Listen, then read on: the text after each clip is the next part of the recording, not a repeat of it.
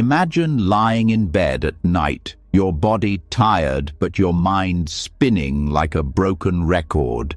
Thoughts keep coming, worries, regrets, plans, what-ifs, and no matter how much you toss and turn, sleep feels far away. You close your eyes, hoping for rest, but instead you get noise, mental noise. Now tell me the truth. How many nights have you spent wide awake, stuck in your head, wishing for silence that never comes? The way you end your day is just as important as how you start it. If you go to bed with a restless mind, you carry that stress into your sleep. But if you slow down, let go, and create the right mental space, sleep becomes natural, deep, and healing. Tonight, you're going to discover ancient Buddhist practices that will help you quiet the mind, release inner tension, and fall asleep in peace. These aren't just bedtime tips. They are timeless tools used by monks, meditators, and seekers for thousands of years, and now they're yours. So get ready. Because after this video, your nights and your inner world will never be the same again. Before we begin, I want you to make a promise to yourself. Write in the comments. Starting tonight, I choose peace. I choose silence. I am calm. You're not just writing words, you're sending a message to your mind, to your nervous system, to your heart. Enough noise, it's time for stillness. So go ahead, type it now, and let's begin this journey together. There's something deeply painful about lying in the dark with a busy mind. The world is quiet, yet your thoughts are louder than ever. The room is still, but your chest feels heavy. You want rest. You need peace. But somehow, you can't seem to cross that invisible threshold between wakefulness and sleep. You've done everything. Turned off your phone, adjusted your pillow, slowed your breath, and yet the noise remains. Why is it so hard to let go? Because the problem isn't just physical. It's not about your mattress or the position of your blanket. The real struggle is mental. It's the need for control, the craving for sleep itself, the fear of not falling asleep that builds pressure and keeps the mind restless. And here is where one of the deepest teachings in Buddhist psychology can help. Not by forcing sleep, but by shifting how we relate to it. The Abhidhamma, the detailed analysis of the mind found in early Buddhist texts, offers a unique tool called Upekkha, a mental condition rooted in equanimity. This is not the kind of equanimity that means apathy or detachment in a cold sense. It's the gentle, balanced awareness that allows the mind to stay calm without clinging. It doesn't push anything away, and it doesn't hold anything tightly. It is the quiet confidence that things will unfold as they should, without the need for force. Equanimity is not just an emotion. In the Abhidhamma, it is a mental factor that serves as a condition, a foundation that supports other wholesome mental states. It works like healthy soil. You don't see it when looking at the flower, but without it, the flower wouldn't grow. In the context of sleep, Upekkha means creating mental conditions that are free from the push and pull of craving and aversion, the very forces that disturb sleep the most. When people lie awake at night, they are usually caught in some form of struggle. They crave rest. They fear being tired tomorrow. They resist the presence of thought. They long for silence and hate the noise. Every one of these reactions is a condition for more agitation. Even the simple thought, "I hope I fall asleep soon," is a subtle form of grasping. It is a seed of tension. The harder you want sleep, the more you resist the present moment, and the less sleep comes. Equanimity changes the entire game. Instead of trying to fall asleep, you learn to simply be.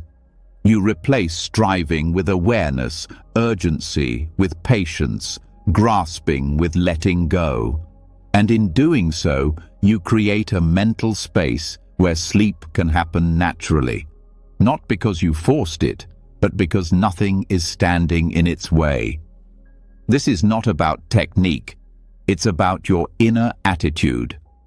Upekkha helps develop a mindset that says, even if I don't sleep right away, I'm okay. Even if my mind is active, I don't have to fight it. I don't have to control everything. I can let this night unfold as it will without anxiety. But how is that possible?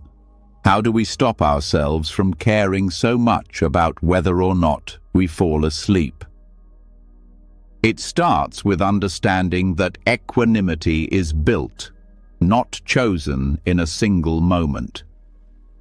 In the Abhidhamma framework, mental conditions arise based on other mental conditions. That means equanimity won't just appear because we decide to feel calm. It arises because we create the right mental environment for it. And that environment is built through consistent inner habits. One way to develop that environment is to change the relationship you have with your thoughts at night. Most people either get caught in their thoughts or try to shut them down, but equanimity does neither. Instead, it observes thoughts as passing events, like wind through a tree. The wind moves, the tree doesn't panic. It sways, it adjusts, but it doesn't resist. This is what it means to be mentally balanced. You practice this by noticing a thought. Say, "What if I can't sleep again?" and simply acknowledging it without trying to answer it. Let it pass. Don't follow it. Don't fight it. Just let it be there, like a cloud drifting across the sky. This is mental balance in action, and with time, it becomes your natural state. The noise loses its power over you because you stop feeding it your attention. Equanimity also requires trust, not in a religious sense, but a deep confidence that the body knows how to rest. Sleep is not something you do. It's something that happens when the right conditions are present. Think of it like floating. If you try to float by thrashing around, you sink. But if you release control, the water holds you. The same is true for rest.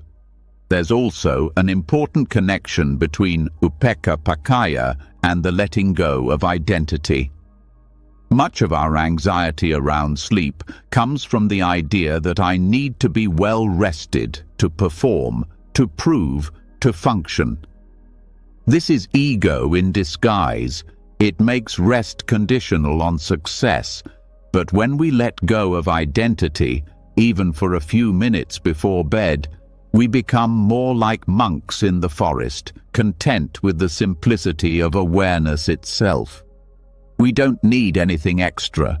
We are enough as we are. One of the most beautiful aspects of equanimity is that it treats all experiences with the same gentle attention.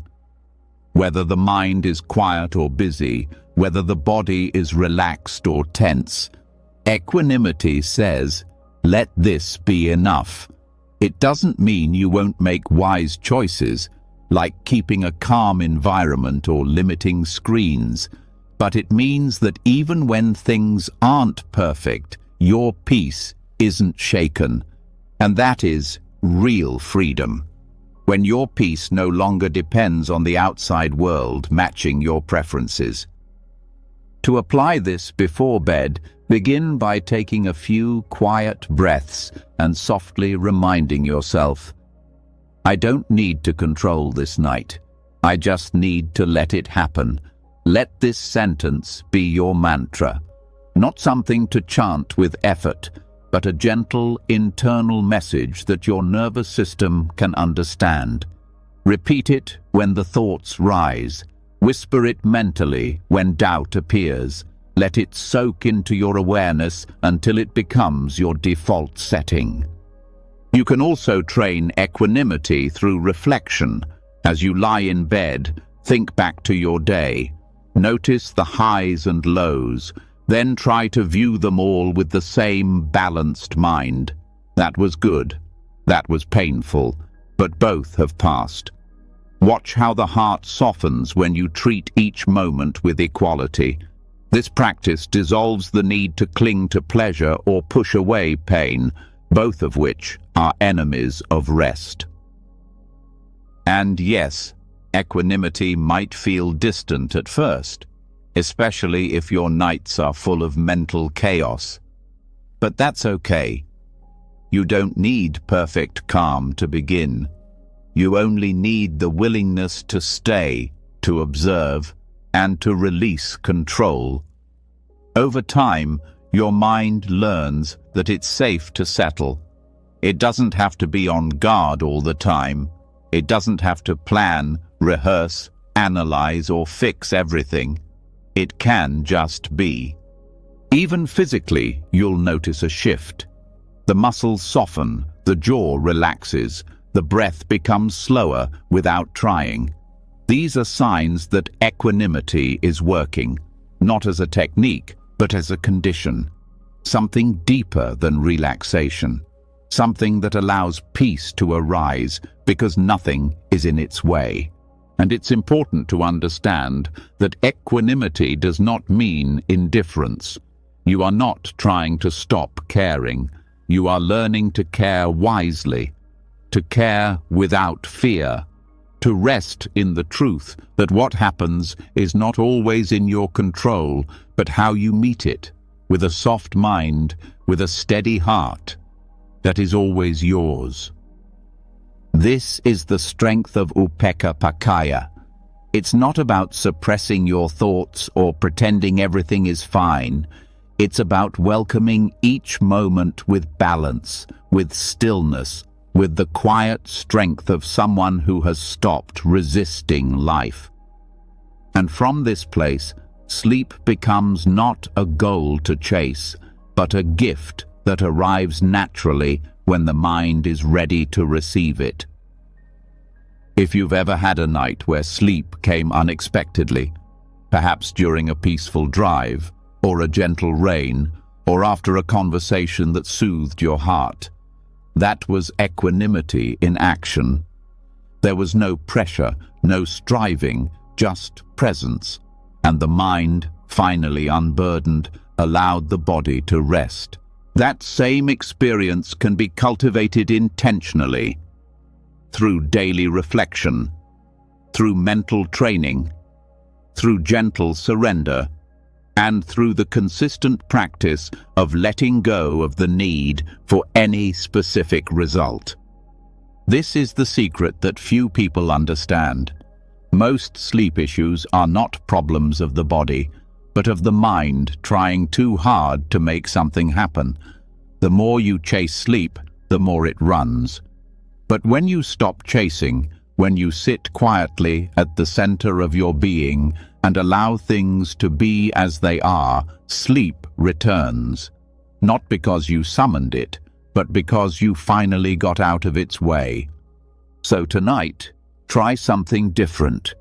Not another breathing trick, not another sleep app. Just this. Rest in the knowing that you are not in charge of everything. You don't have to hold it all together. You don't have to earn peace. You only have to allow it. Breathe softly. Let the thoughts float past like birds in a sky too wide to hold them. And remember, the calmer you become about needing sleep, the easier it comes. Let that be your practice tonight. Not fixing, not trying, just allowing. Let equanimity be your pillow. Let awareness be your blanket. Let stillness be enough. And in that space of balanced surrender, may you find the rest you've been searching for all along. And just like that, in the space between letting go and doing nothing, something subtle starts to awaken inside you. A quiet presence, a still backdrop behind the noise. It's not loud, it's not demanding, but it's always been there. Most people never notice it. Yet for those who do, it becomes a doorway, an entry point to deeper silence than the mind can ever create. There's a sound that's not really a sound. It doesn't come from outside. It isn't created by movement or machines. You don't hear it with your ears in the usual way. It's an internal hum, a kind of vibrational presence. And once you learn how to notice it, it can guide you into some of the deepest states of peace you've ever known. This inner hum, called nada in certain Buddhist and yogic traditions, is not a metaphor. It's an actual experience, subtle, faint, but unmistakable once you're still enough. It has been described in both Theravada and Tibetan lineages as a kind of natural resonance that becomes clearer when the mind grows silent. Not everyone hears it the same way. For some, it's a soft ringing. For others, a faint high tone or a whispering pressure in the background of awareness. But its nature is the same. It arises from stillness and leads back into stillness. To access it, you must first understand that it's not something you create. You can't force it. It's already there. What blocks it is distraction, thinking, straining, the habit of directing attention outward. But when the mind turns inward, not toward thoughts, but toward pure perception, this sound can become vivid, and the more you rest with it, the deeper your mind begins to settle. Unlike music or external soundscapes, the nada does not stimulate the brain. It doesn't create more mental activity. In fact, it draws awareness away from surface-level thinking and back toward the ground of being. This is why it becomes such a powerful gateway into meditative absorption.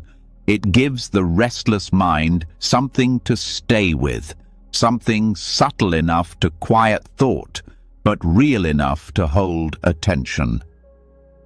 If you've ever sat in total silence and noticed a high-pitched tone with no source, you've already touched the edge of this experience.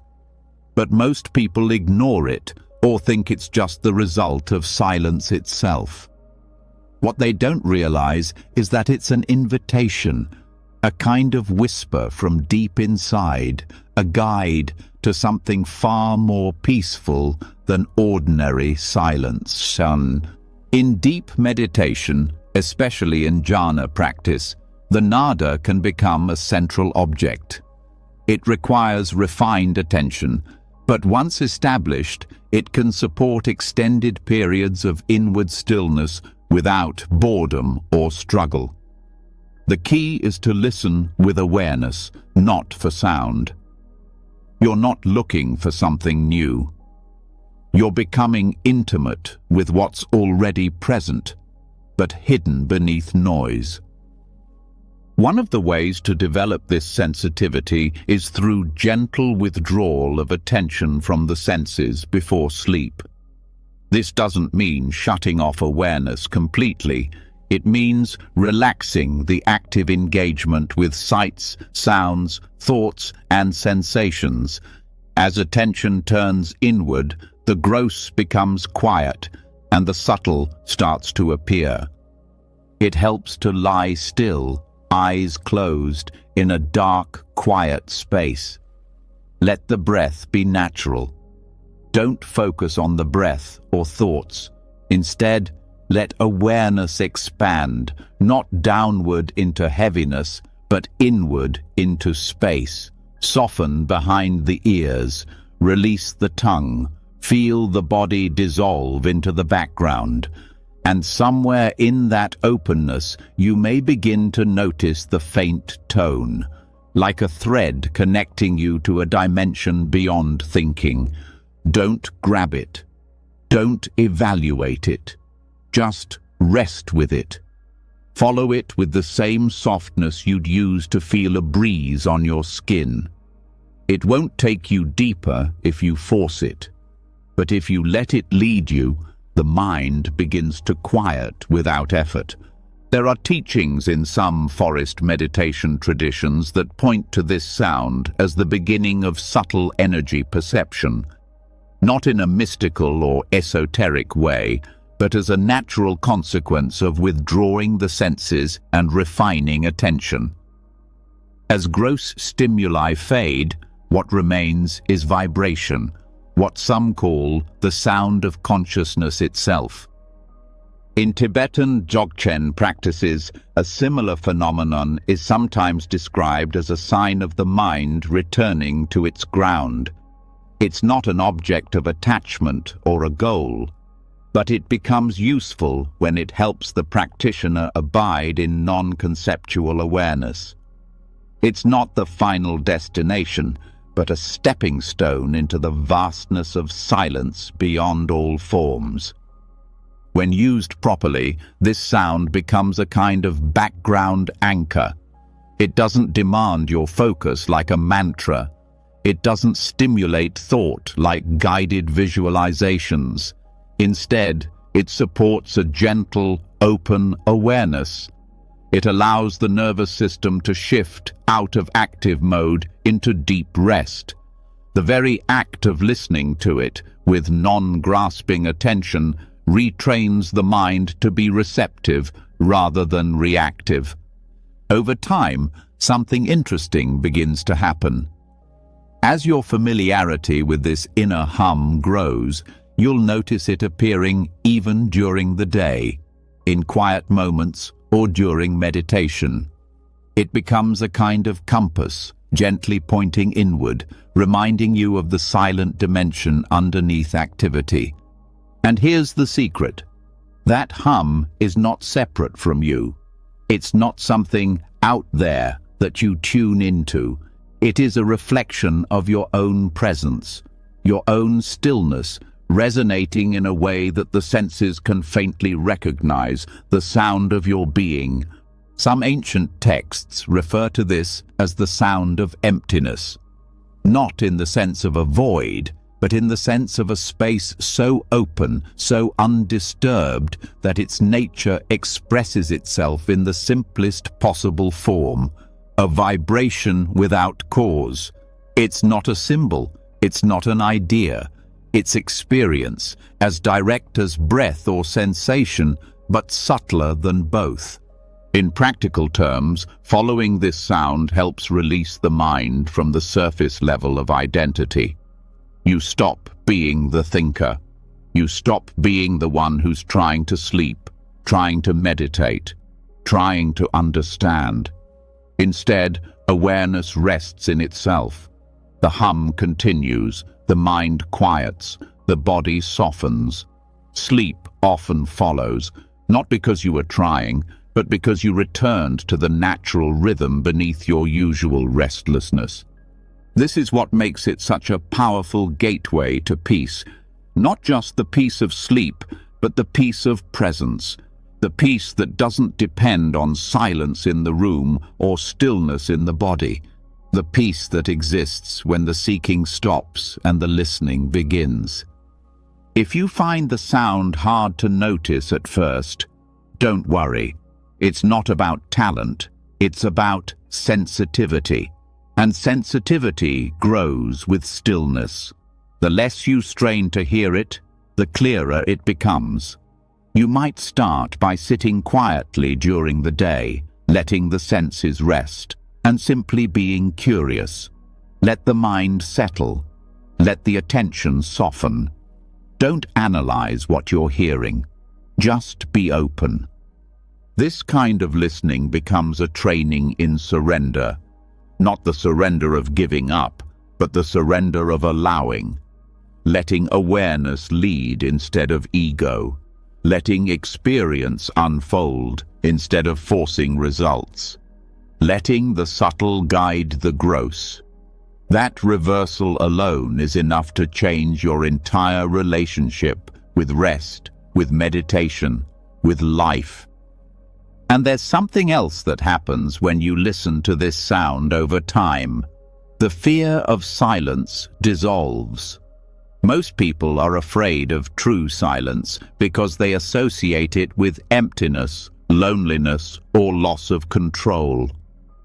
But when you meet the sound within silence, you realize it's not empty at all. It's full of presence, full of life. The hum reminds you that awareness is always active, even in stillness, that you are never really alone, that you don't disappear when the noise stops. This recognition becomes one of the deepest forms of inner safety. You stop fearing quiet. You stop needing distraction.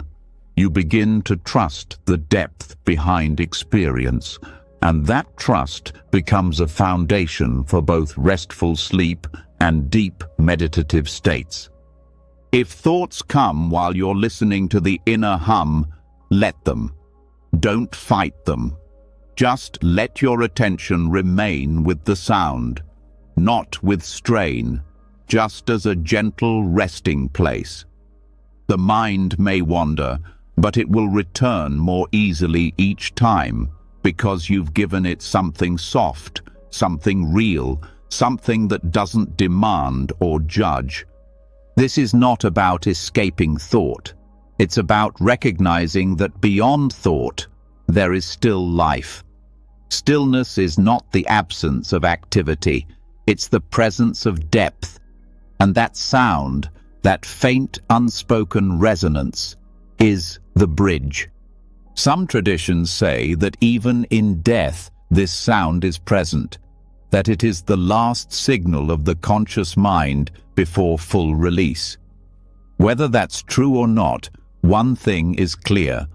When you learn to meet this hum in stillness, you meet something timeless in yourself, something untouched by stress, unmoved by anxiety, free from identity. And it all starts with listening, not with effort, not with trying, but with softness. A kind of sacred curiosity that opens the door to deeper rest.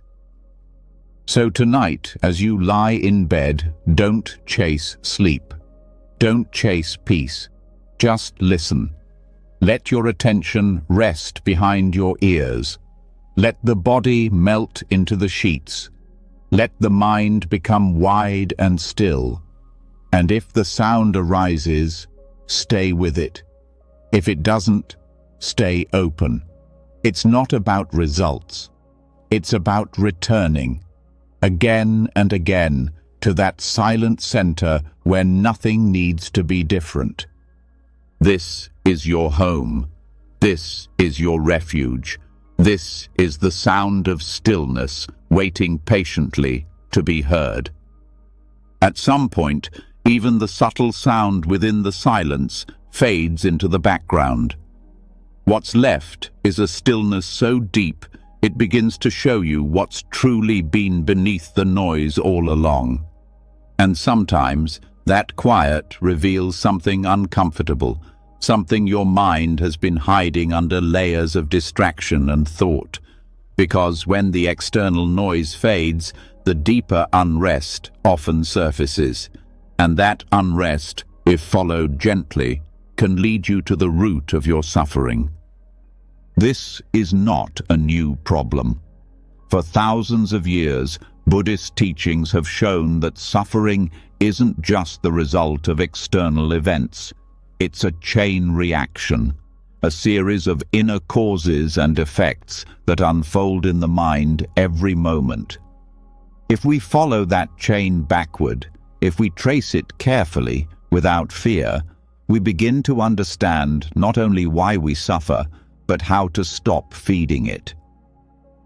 That's where the contemplation of paticca samuppada, or dependent origination, becomes one of the most powerful tools for inner freedom, especially before sleep, when the mind is tender, exposed, and still clinging to the events of the day.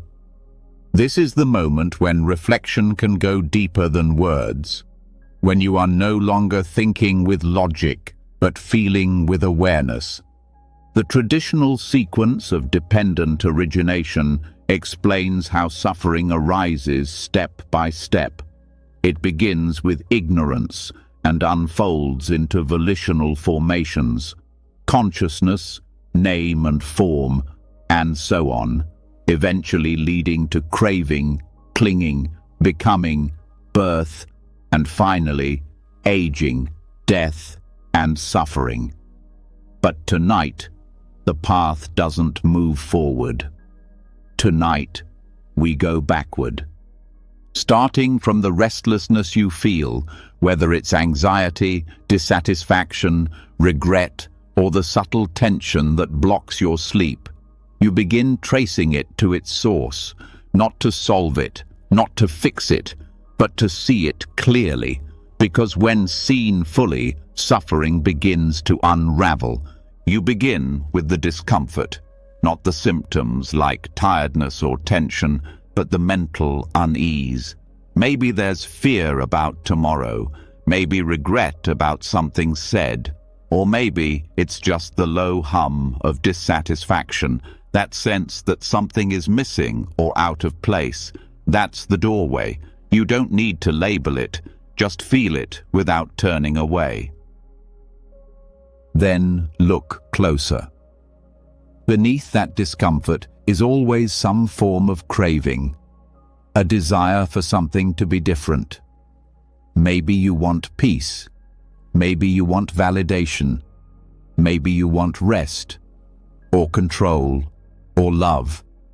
Even the wish to fall asleep now, though it seems innocent, is a form of craving. You're grasping, wanting to escape this moment. And the wanting itself is creating more unrest. Craving is not evil, it's natural, but it binds the mind in a loop.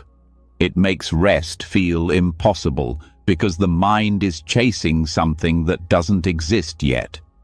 When you notice the craving, not to judge it, but to understand it, you begin to loosen its grip. Craving leads to clinging, and that clinging is like a hand wrapped around a hot stone. You think it will comfort you, but it only burns. So you look again. What are you clinging to? An identity? An outcome? A belief that sleep should come now, or else the day ahead is ruined? Are you attached to an idea of control? The more subtle the clinging, the more invisible it becomes. But with patience, you'll see it. You'll feel where the mind tightens. And that tightening reveals the next link: becoming. Becoming is the mental process of constructing a self. In that moment before sleep, becoming shows up as inner narratives. I need this. I can't function tomorrow if I don't rest. I'm the kind of person who overthinks. These are more than thoughts. They are identities. They are self-creations. And once the mind believes in them, it acts them out.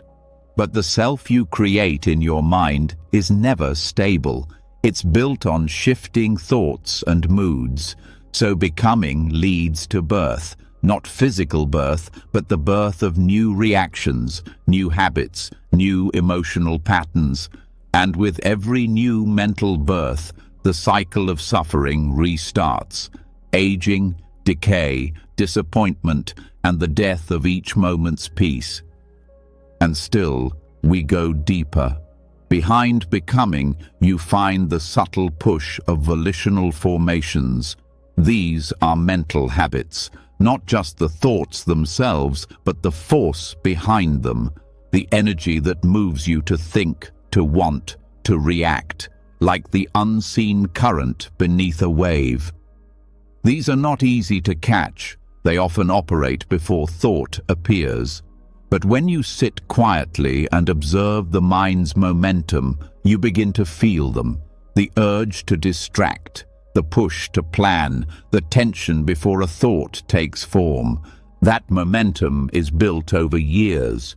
It's shaped by memory, by repetition, by unconscious beliefs. It moves fast, but you don't need to stop it. You just need to see it. Once it's seen, it begins to lose power, because all these formations arise from a deeper condition: ignorance. Ignorance in Buddhism doesn't mean stupidity. It means not seeing clearly, not seeing things as they are. When the mind believes that thoughts are truth, that emotions are permanent, that the self is solid and separate, it creates suffering. Not because of what's happening, but because of how it's perceived. Before sleep, this ignorance takes many forms. Believing that you are your thoughts, believing that sleep is something to be controlled, believing that discomfort is a problem. But when you begin to see through this fog, the mind quiets. Because ignorance can't survive clear awareness. This is the power of backward contemplation.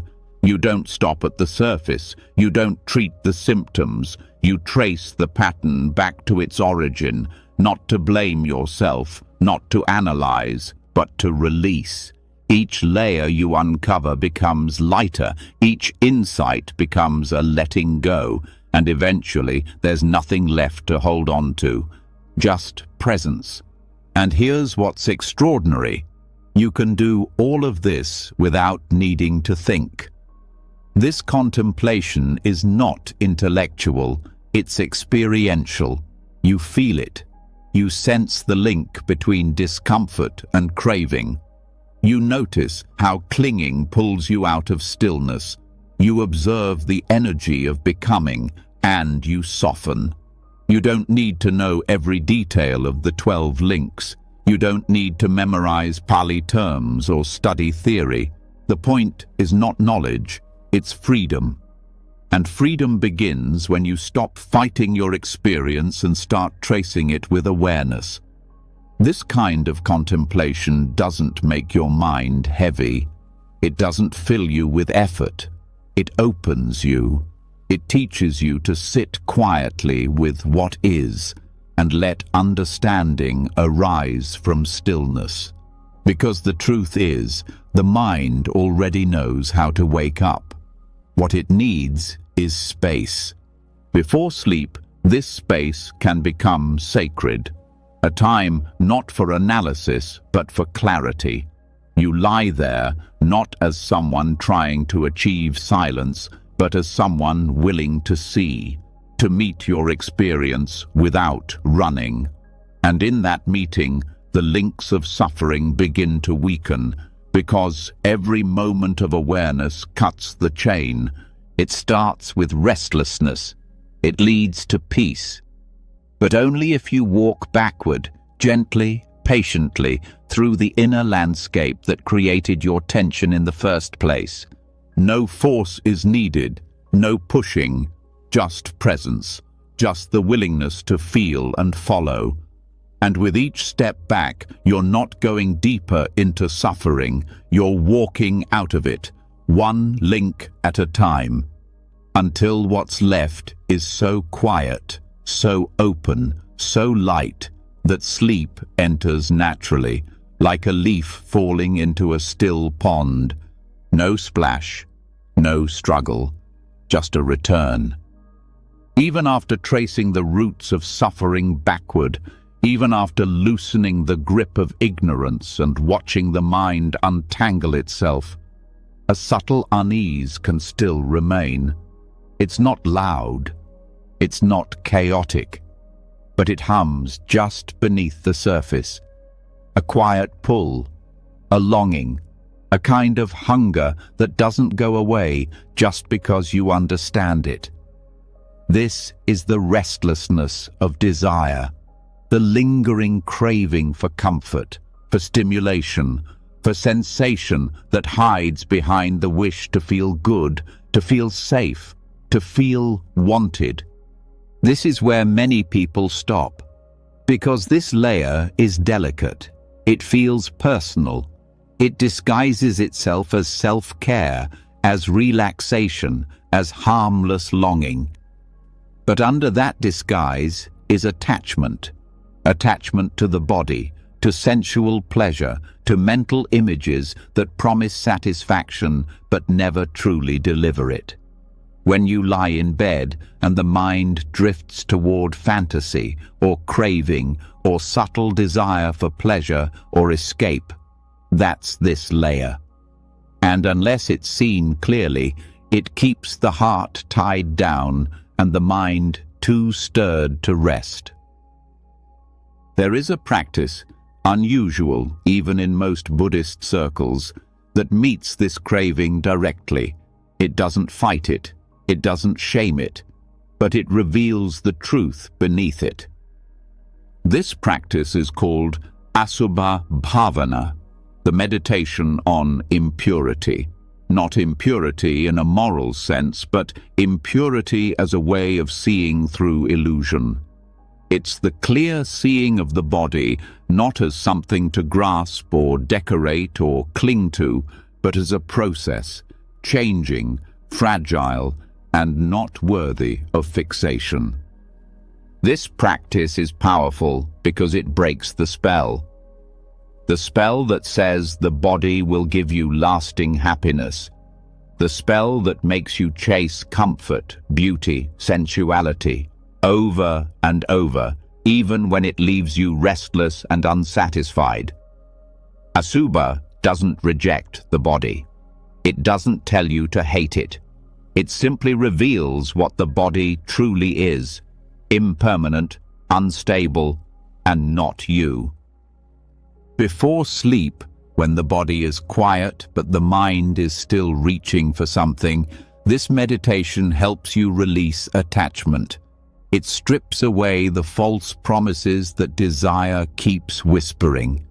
You begin to see that the craving for pleasure, even subtle, even innocent, is a form of agitation. It's movement, it's reaching, and anything that reaches cannot rest. To begin, this practice invites you to reflect deeply on the reality of the body, not its appearance, not its function, but its composition: skin, flesh, blood, bones, organs. The body, seen clearly, is not a temple of beauty. It's a living machine, always changing, decaying, shifting in ways we cannot control. Its fluids, its odors, its constant need for maintenance, none of these things are bad, but none of them support the fantasy of perfection that desire builds. This contemplation is not meant to disgust you, it is meant to free you. Because when you see the body for what it is, not better, not worse, just true, the obsession drops. You no longer need to feed the fantasy. You no longer need to chase the dream, and in that release, rest becomes possible. For those caught in cycles of mental imagery before bed, replaying interactions, imagining better outcomes, fantasizing about closeness or control, Asubha Bhavana becomes a mirror.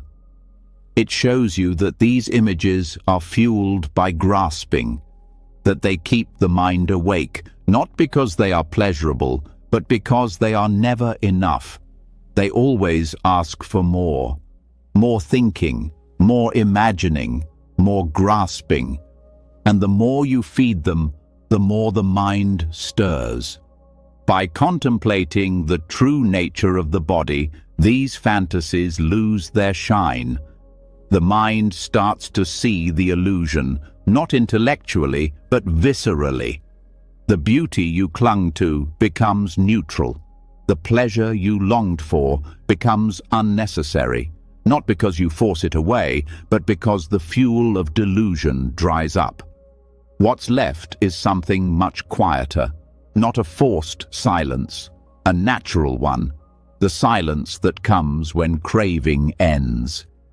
This practice can also be used to transform desire into wisdom.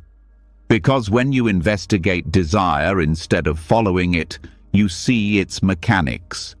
You see how the image arises, how it builds itself, how it seduces you, how it promises relief and delivers agitation. And in that insight, a different kind of clarity appears. You stop running, you stop needing, you just see. One traditional method of Asubha Bhavana involves mentally visualizing the stages of bodily decay, from health to aging, from death to decomposition. This might sound grim, but it is deeply liberating. It teaches the mind to release its clinging, not through fear, but through understanding. It shows that the body cannot be held onto, that it is not a reliable refuge, and when the mind stops trying to possess it, the heart softens. In daily life, this practice might seem unnecessary or extreme. But at night, when desire is subtle and disguised, it becomes essential. Because the craving that keeps you awake is often not about sleep. It's about wanting to be held, wanting to be seen, wanting something more. And all of it, beneath the surface, is tied to the illusion of form. When you see through form, when you stop believing that the body is pleasure, you are no longer held hostage by desire.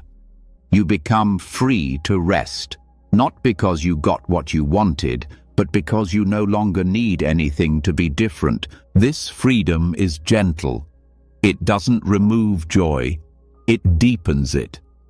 It opens space for a joy not dependent on the senses. A peace that's not built on stimulation. It's not dry, it's not cold. It's quiet, yes, but full of dignity. A quiet that feels clean, whole, safe. This kind of peace leads naturally into sleep, because there's nothing left to chase. The mind isn't reaching, the heart isn't pulling. The breath flows without tension. The body rests in its truth. And the mind no longer needs to pretend. You can also use this practice to release attachment to the identity built around the body. So much restlessness comes not just from desire for others, but from desire about ourselves, wanting to look a certain way, wanting to feel strong, youthful, attractive. Even wanting to be healthy while natural can become a form of clinging. Asubha Bhavana shows the body as it is, neutral, impermanent, not self. And this view dissolves the pressure to be something, to become something, to maintain an image. This pressure, subtle, constant, is exhausting. It whispers every night, "Did I do enough? Do I look okay? Am I worthy?" But when you see the body clearly, you stop playing that game. You stop performing. You don't need to earn rest. You simply rest. Because you are no longer driven by a self-image. You are simply here. Asubha Bhavana also reveals a powerful truth about value. We often think beauty equals worth, that pleasure equals happiness, but that's not true. Beauty fades, pleasure passes. They can't hold peace. And when the heart finally sees this, it stops looking for refuge in fragile places. It turns inward. not toward isolation, but toward truth, toward stability. This inner shift changes how you meet the body, not just your own, but others. You stop judging. You stop comparing. You stop needing anything extra. You begin to relate to the body not as something to fix or flaunt, but as something to care for, to use wisely, and eventually to let go of with grace. This letting go becomes one of the most restful mental states. Because the mind that lets go of craving becomes spacious, light, open, and in that openness, sleep is not just easier, it is deeper, because it's not covering up desire, it's free of it. This practice might feel unfamiliar, it might challenge your habits, but its power lies in that discomfort, because it is precisely the illusion of pleasure that keeps you circling. And the night, with its silence and vulnerability, is the perfect time to look deeper, not to reject, not to deny, but to see, to know, and to be free. You don't have to push away pleasure. You don't have to fight your desires. You simply see them clearly. And in that clarity, they soften. They no longer hold you. They no longer define you. And without them, rest arises, not as a reward, but as the natural state of a mind that has nothing left to crave. That is the quiet that Asubha Bhavana offers. A quiet that doesn't come from adding more comfort, more stimulation, more distraction, but from subtracting the illusion, from removing the veil, and finding beneath it all a peace that was always there, waiting to be uncovered. Once the illusions of desire fade, once the heart no longer clings to the body or the fantasy of pleasure, the mind starts to feel spacious. There's a lightness that wasn't there before. But even in that space, something else may begin to appear. Not craving this time, not attachment to form, but a set of deeper patterns, old mental habits that rise up when silence grows thick. Patterns that seem innocent at first, but always carry weight. These are not just thoughts. They're not random. They are forces, subtle, persistent, familiar. These are the 5 hindrances. They don't come all at once. Sometimes they rotate. Sometimes they take turns. And sometimes they blend into each other so smoothly that it's hard to tell which one is active. But at night, when you're lying in bed and the mind has nowhere left to run, they often appear. Not loudly, not aggressively, but through habits of thought and mood that keep your inner world disturbed. They disguise themselves as concern or comfort or harmless distraction, but what they really do is keep you from resting fully, deeply, completely. In the early teachings of the Buddha, these 5 hindrances are described as obstacles to concentration, clarity, and inner peace. They are sensual desire, ill will, sloth and torpor, restlessness and worry, and doubt. Each one clouds the mind in its own way. Each one disturbs the natural clarity that would otherwise support sleep. But what's often overlooked is how each of these hindrances shows up in unique forms during the pre-sleep hours. If you don't recognize them, they shape your night. If you do, you can soften their grip and allow the mind to settle on its own. Sensual desire is the first to appear. Not always in the obvious ways. Sometimes it's not even about the body.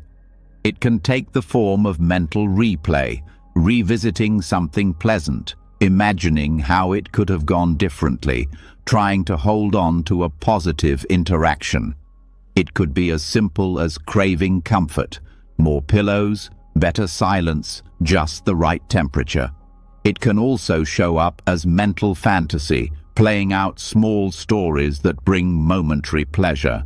But all of it has the same function. It pulls the mind outward. It creates subtle grasping. And even though it might feel nice, it keeps awareness stirred. The energy of desire is movement. It always wants something. It doesn't rest. It distracts not because it's loud, but because it's unfinished, and the mind cannot rest while seeking. When you notice this pull toward a memory, a hope, a craving, gently acknowledge it. You're not trying to erase it, just to see it for what it is. This seeing is not intellectual, it's intuitive. The moment you recognize desire, the grasp begins to loosen. Then, often without warning, comes ill will. You weren't thinking about that person, you weren't planning to revisit that memory, but something triggered it. Maybe a regret, maybe a moment from earlier in the day that didn't go the way you hoped. Maybe just the feeling that someone didn't understand you. Suddenly, the mind turns sharp. It replays arguments. It judges. It criticizes. Or it turns inward and starts blaming you. Either way, the energy is the same: rejection. Something is being pushed away, and pushing always creates friction. Ill will doesn't need to be intense to disturb peace. It can be quiet, brooding, like a dull ache. It tightens the heart. It creates distance. It stiffens your mental posture, making it hard to relax. The practice here is not to convince yourself to forgive. That takes time. The practice is to notice the contraction, to feel where the heart hardens, and in that moment, to soften just enough to not follow the storyline. You can say silently, "Let this be," not as permission, but as release. You're not excusing the past, you're choosing freedom. Sloth and torpor are different. They don't stir the mind, they cover it. They don't feel like agitation, they feel like heaviness, dullness, mental fog. It can feel like the mind is shutting down, but not in a restful way. You might lie there, eyes closed, but there's no clarity, no real awareness. Just drifting, bouncing between thoughts and half-sleep. It can be tempting to think this is a kind of rest, but it's not. It's numbness. And numbness doesn't heal. It hides. This hindrance is tricky because it mimics sleep, but real sleep arises from relaxation and balance. Sloth and torpor arise from collapse. There's no brightness, no sharpness. The mind has given up instead of letting go. When you sense this dullness, the skill is not to fight it. That only adds tension. The skill is to bring gentle interest, a soft curiosity, sometimes just mentally naming it. Dullness is here, is enough to invite more wakeful awareness. You're not trying to wake up fully. You're simply choosing presence over drift. Restlessness and worry often come together. They speed up the mind. One moment you're thinking about the day, the next about tomorrow, then about something random from 5 years ago. And just as quickly, the body joins in, the shoulders tense, the breath gets shallow. The body wants to move, even if it stays still. The whole system is alert without a clear threat. It's as if the nervous system forgot how to slow down. This hindrance is probably the most common at night, because the culture we live in feeds it. Information overload, endless tasks, constant stimulation. By bedtime, the momentum is still running. You might be lying down, but mentally you're still sprinting. To meet this, the mind must learn to feel its own speed, not by force, but by noticing. You can say inwardly, "It's okay to stop now." That voice matters. That message matters. Because restlessness is often a defense. It's a way to avoid feeling something quieter underneath. When you allow the restlessness without feeding it, it starts to burn out. And then, in the silence that follows, doubt can arise. Not just spiritual doubt, but doubt in your own path. Doubt in your ability to rest. Doubt in the process. Thoughts like, will I ever sleep well again? Am I doing this right? Maybe I should just get up and do something. Doubt is subtle. It doesn't always sound like fear. Sometimes it sounds like logic, but its function is the same. It pulls you out of presence. It disconnects you from direct experience and traps you in evaluation. The danger of doubt is not that it questions, it's that it replaces seeing with thinking. Instead of being with your breath, you're analyzing your breath. Instead of feeling your body, you're wondering if the posture is correct. And the energy of wondering becomes the new distraction. Doubt cannot be resolved by answers. It is resolved by confidence in awareness itself, by gently returning to the now, even when the questions are loud. You don't need to solve them. You just need to be here. These 5 hindrances aren't flaws. They're not personal. They are ancient forces arising in all human minds. They are conditions, not choices. But when seen clearly, they lose their power. Each one disturbs sleep in its own way. Desire creates movement. Ill will creates tension. Sloth dulls awareness. Restlessness agitates. Doubt disconnects. But the root of all 5 is the same, a resistance to what is. When resistance drops, presence returns, and presence is the ground from which real rest can grow. The work isn't to force sleep. The work is to notice what's in the way, not to fight it, not to suppress it, but to recognize it, understand it, and choose to stay gentle in the face of it. You lie down not to escape the hindrances, but to meet them with care, with interest, with wisdom. And slowly, as each one is seen, felt, and allowed to pass, the mind grows quiet, not through control, but through understanding. That kind of silence doesn't come from pushing thoughts away. It comes from seeing through them. And when the hindrances are no longer running the night, sleep comes not as a reward, but as a natural result of a mind that is free. Even after you've seen the hindrances clearly, named them, understood them, softened around them, some nights there's still a voice that lingers. It doesn't come from craving, it doesn't ride on restlessness, and it's not always easy to trace.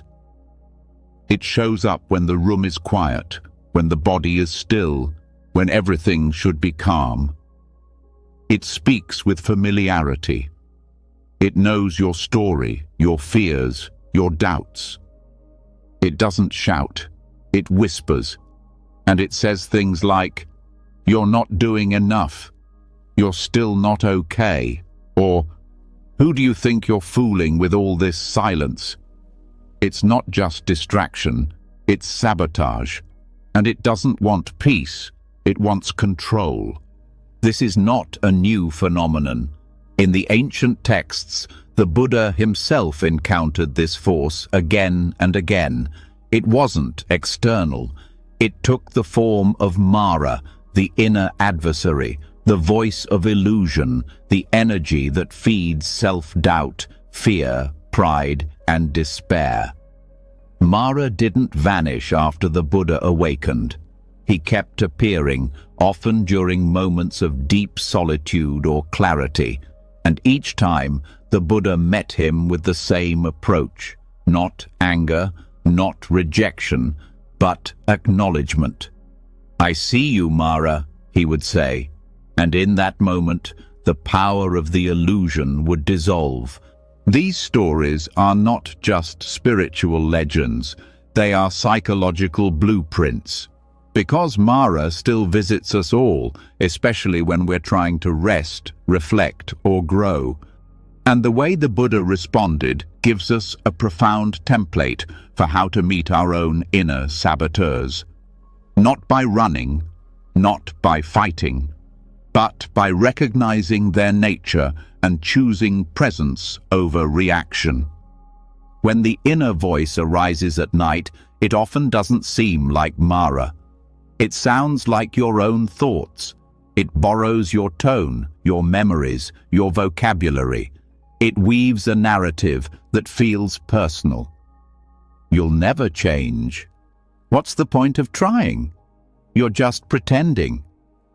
But these thoughts are not coming from clarity. They are coming from old patterns, conditioned beliefs, survival habits. They sound familiar because they've been with you for a long time, but they are not the truth of who you are. The process of shadow integration begins when you stop identifying with these voices and start seeing them for what they are: habitual energies that rise and fall, not enemies to destroy, but parts of you that were once trying to protect you and no longer know how to stop. Mara does not come to hurt you. Mara appears because something inside is afraid of letting go, of resting, of being seen. So the work is not to silence the voice. That only makes it louder.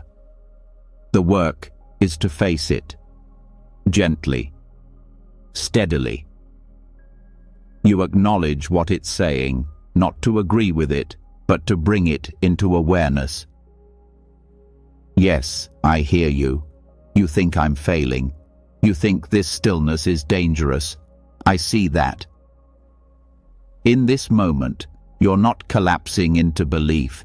You're not arguing either. You're witnessing, and this witnessing starts to unravel the power of the voice. The inner saboteur thrives in hidden corners. When it is ignored, it grows. When it is fought, it gets louder. But when it is seen, clearly, without resistance, it starts to lose form. You can practice this directly at night, during the moments when self-judgment or despair starts to rise. Ask yourself, who is speaking? Where does this voice come from? What is it trying to protect? Often, the voice is linked to a part of you that learned long ago that rest was dangerous, that visibility meant risk, that joy led to disappointment. These parts carry pain, not malice, and they rise when you get close to real peace, because that peace threatens their role. They don't know who they are without struggle, so they whisper, they provoke, they stir the waters. But here is the key. You are not those voices. You are the awareness that hears them. You are the space that holds them. The more you return to this witnessing position, not detached but present, the less you are controlled by what arises. You're not trying to become emotionless. You're becoming intimate with your own experience, even the parts you used to fear. This intimacy is shadow integration. It means allowing the difficult aspects of your psyche to step into the light, not to overpower you, but to be seen clearly for what they are, echoes of old pain, not threats to your being. The more you allow them, the less they grip you. You realize the voice is just a voice, a visitor, and like Mara in the suttas, it can be greeted with calm and clarity. In practical terms, this work often begins with curiosity. When a sabotaging thought arises, don't suppress it. Don't immediately replace it with positivity. Instead, stay with it. Listen fully. Trace its texture. How does it feel in the body? Where is the tension? What memory or belief is it touching? The more you stay close, the more the thought starts to reveal its roots. And once you know where it's coming from, you're no longer inside it. You're outside, observing with compassion. This doesn't mean agreeing with the content of the thought. It means not turning away from it. The Buddha never debated Mara. He never tried to fix him. He simply said, "I see you." And with that, the illusion lost its foundation. You can do the same. Every time a harsh inner voice rises, instead of resisting, offer recognition. I see this fear. I feel this doubt. I know where you come from. In that space, something softens. The internal saboteur is not just personal. It carries the weight of culture, of family patterns, of ancestral trauma. Sometimes you're hearing not your own fear, but the inherited voice of generations who never had space to rest or feel safe. When you witness that voice now, with care, you're not just healing yourself, you're interrupting a cycle that has lasted lifetimes. At night, when everything is quiet, these voices often become louder, because there's finally enough silence for them to surface. Don't see this as failure. See it as invitation. Each rising thought is a chance to meet yourself more fully, to bring awareness where there was once avoidance, to offer care instead of shame. And sometimes the saboteur voice doesn't speak in words. It speaks in urges, the sudden impulse to get up, to distract, to reach for the phone, to escape the present. These are also expressions of shadow, the part of you that doesn't yet feel safe in stillness. These impulses are not problems, they are signals. Listen. Ask gently, what are you afraid I'll feel if I stay still? And then stay. Breathe. Soften. You're not fixing, you're staying. Over time, this practice builds resilience. The voices don't stop, but they don't scare you. They don't shake you. You start to know them, and in knowing them, they lose their edge. They become background noise, familiar guests who no longer run the house. This is how the Buddha practiced, not with war, but with unwavering presence. He didn't try to destroy Mara. He outlasted him, with truth, with stillness, with the clarity that comes from knowing what is real. You can do the same.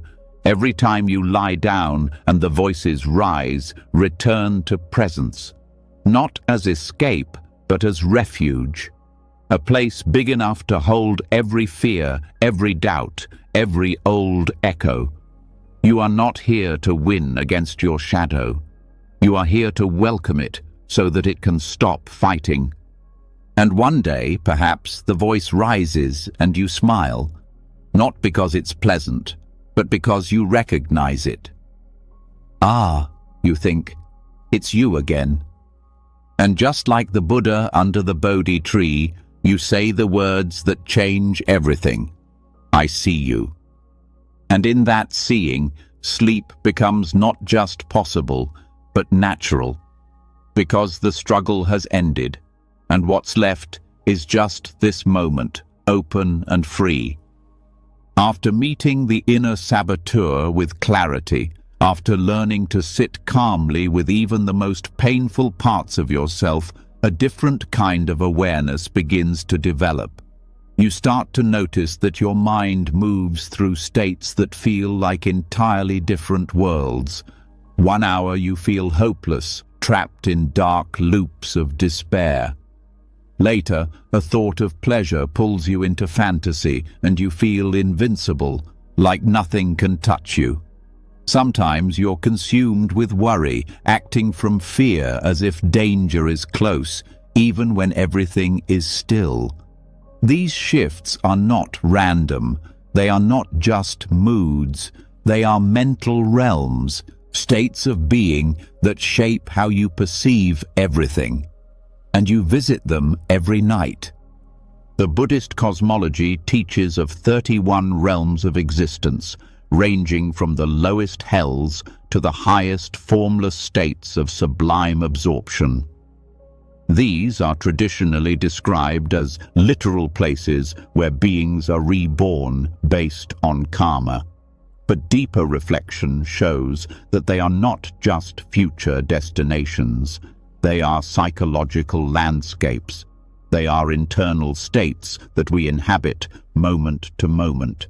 And every night, when you lie in bed and the mind opens without external structure, you move through them without even realizing it.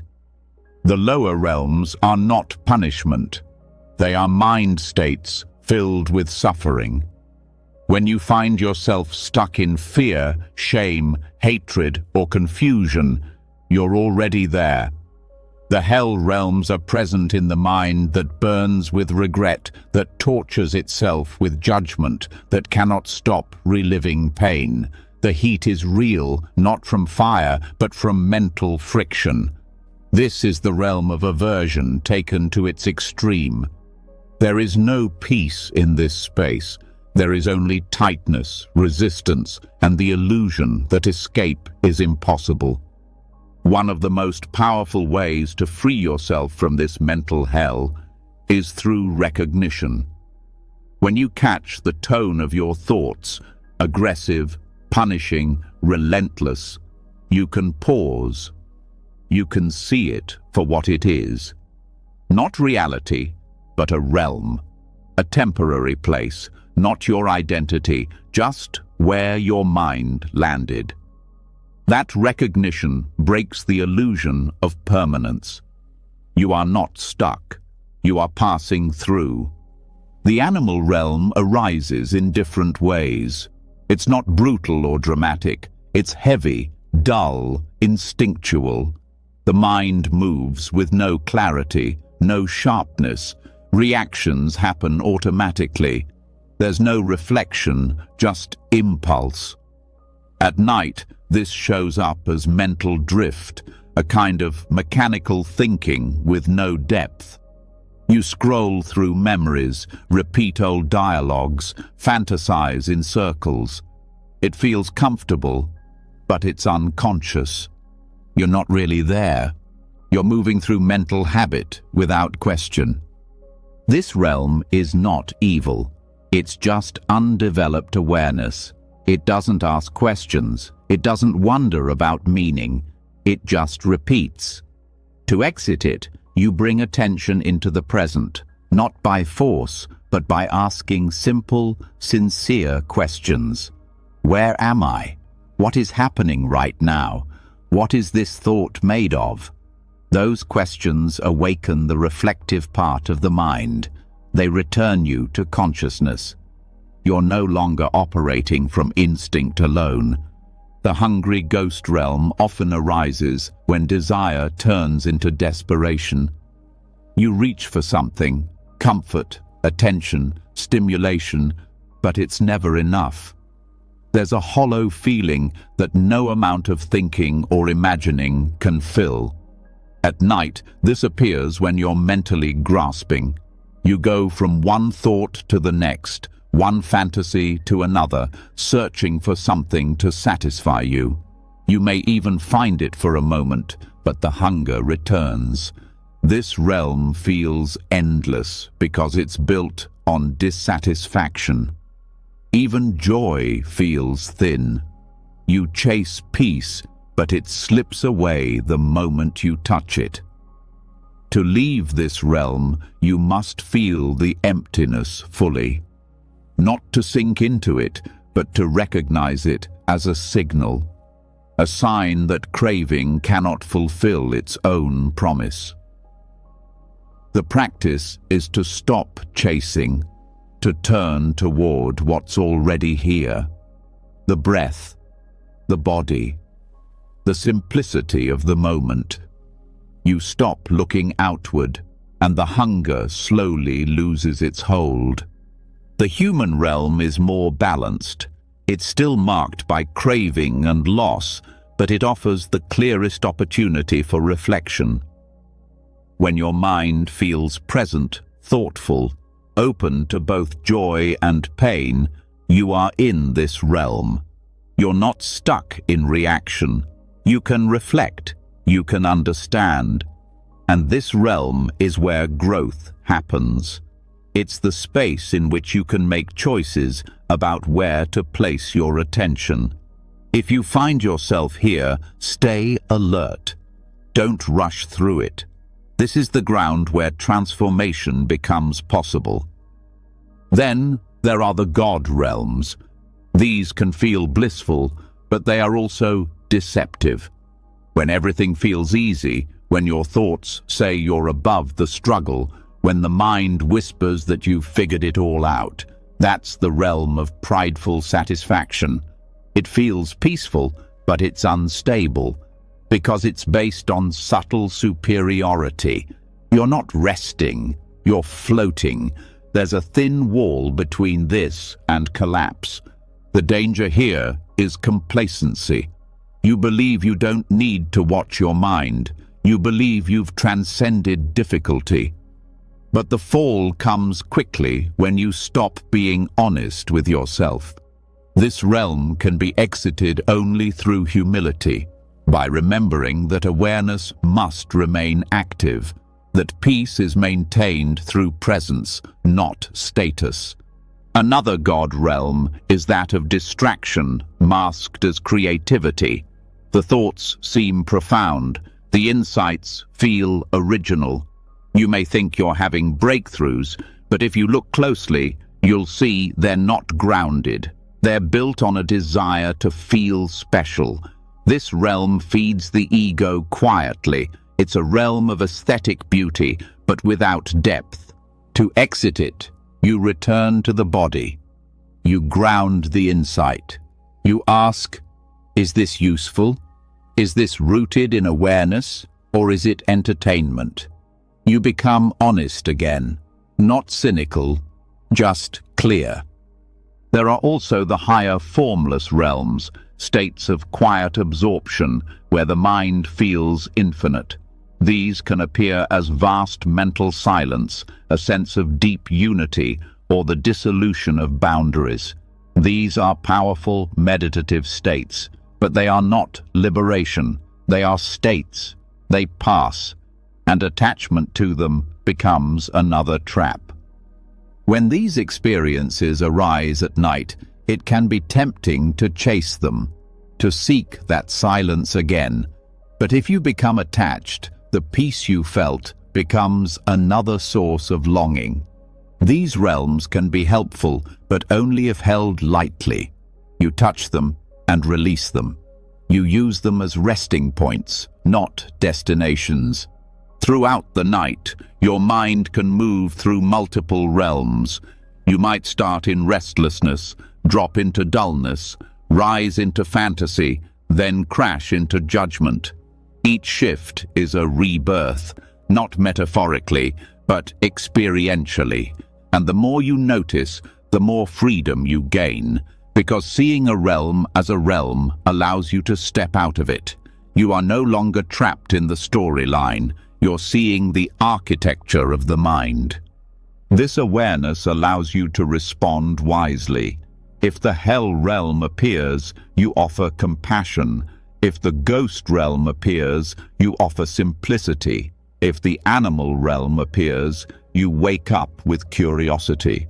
If the God realm appears, you ground yourself in humility. Each realm has a medicine, and that medicine is not found in reaction, but in presence. The goal is not to avoid all these states. They are natural. They are part of the human experience.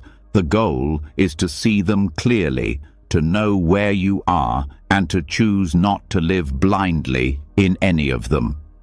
You lie down not to escape the mind, but to explore it, to notice which world you've entered, and to leave when you're ready. This practice develops what the Buddha called sampajanya, clear comprehension. It's the wisdom that knows what's happening while it's happening. Not detached analysis, but living clarity. You see your own mind moving through samsara, not over lifetimes, but over hours, and you learn how to walk with awareness. Each night is an opportunity to train this.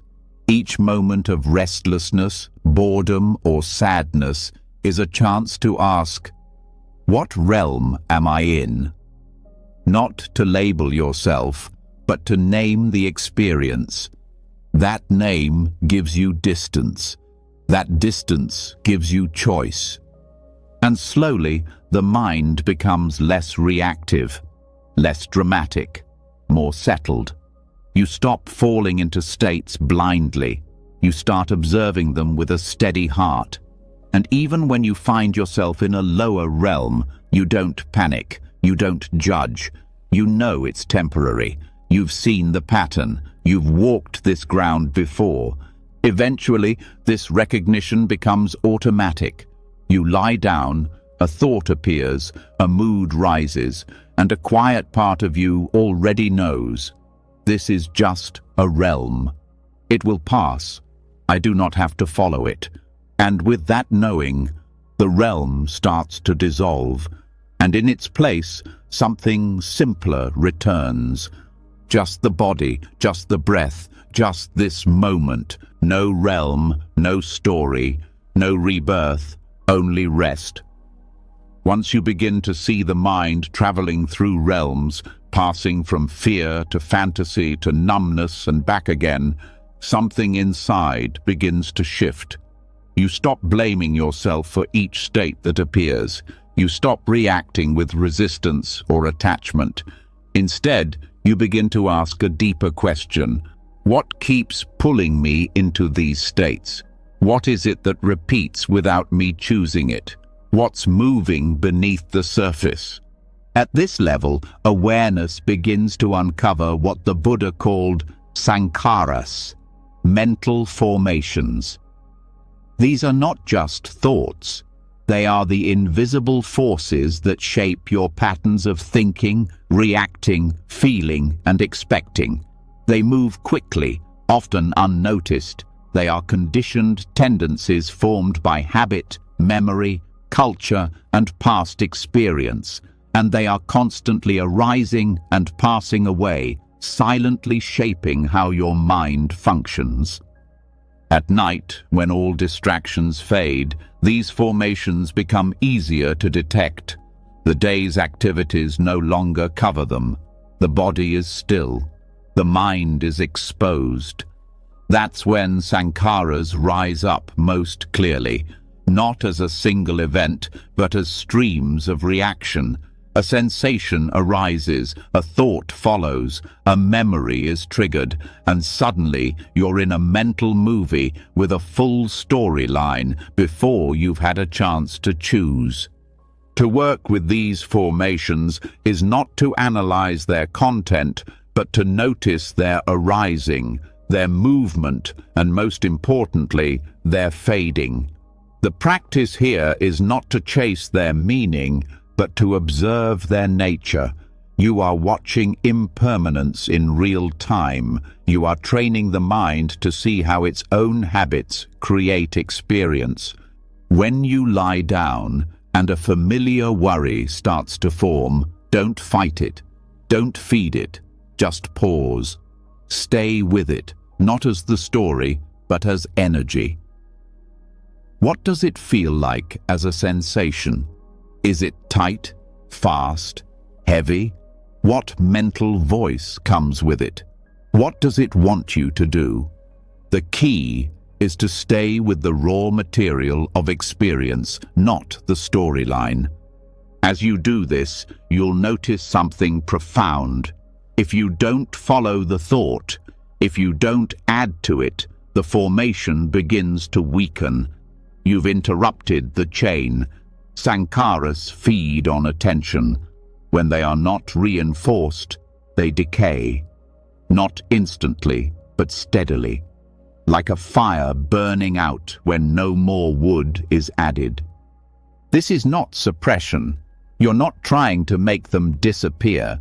You're observing them naturally dissolve. And this teaches you something powerful. You don't have to fix your thoughts. You don't have to argue with them. You only need to stop feeding them. You need to watch them end. Some formations are strong. They've been repeated for years. You'll notice they come with urgency. You'll feel a pull to react. This is not a failure. It's a sign of deep conditioning. But even these strong sankharas follow the same law. If not fed, they fade. If not clung to, they weaken. The more often you meet them with awareness, the less control they have over you. This process brings deep peace because you start to realize that much of your inner turmoil is not caused by external reality, but by internal formations repeating themselves. You might have thought you were lying awake because of a difficult conversation or a missed opportunity. But when you observe the thought, you see it's the same pattern that appeared yesterday and last week. The same shape, just a different costume. Seeing this breaks identification. You stop saying, "I am anxious." You start to see anxiety is arising.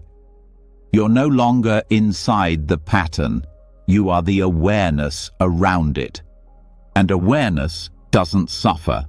It sees. This insight is not abstract. It's practical. Every time you lie down and watch a thought arise, every time you feel a habitual emotion and don't follow it, you are training this seeing. You are watching the machinery of your mind disassemble, not all at once, but piece by piece. Some sankharas are linked to the body. You may feel them as restlessness in the legs, tightness in the chest, or tension in the jaw. These are not just physical, they are energetic imprints of habit. When you notice them, bring attention there, not to change them, but to feel their texture. You'll find that even bodily tension begins to release when it is seen without resistance. This practice deepens over time. You'll begin to notice formations earlier. Sometimes you'll sense them before they fully arise. A tightening, a leaning, a subtle preparing. You'll feel the formation about to move, and in that moment of awareness, it softens. This is how reactivity is dismantled, not by willpower, but by timing. You meet the habit before it takes over. This is why presence is so powerful. It gives you access to the very moment the mind starts creating its patterns. And it gives you a choice you didn't have before, to let the pattern pass instead of being pulled into it. As you keep practicing this, the mind starts to trust the process. It no longer panics when a difficult thought arises. It knows, this is just another formation. I've seen this before. I don't need to follow it. I can stay here, in this moment, and let it pass. This trust creates confidence, not in your ability to control the mind, but in your ability to meet it, to be present with whatever arises. You stop fearing your thoughts. You stop fearing your emotions. You know they come and go, just like everything else. This shifts your relationship with sleep itself. You stop thinking of sleep as a prize to win or a state to force. You see it as what naturally happens when formations lose momentum. When the mind stops spinning its patterns, rest appears on its own. That's why this practice is not about doing something new. It's about undoing what was never necessary. It's about watching the mind return to stillness, not because you forced it, but because you stopped feeding what was keeping it restless. This also changes how you meet yourself. You become kinder. You see that the thoughts that used to overwhelm you were just conditioned responses. You stop blaming yourself for being reactive. You understand this was learned, and anything learned can be unlearned.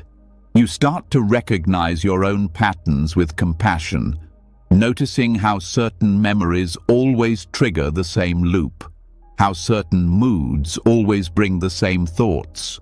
You don't judge this, you observe it. And in that observation, you find space.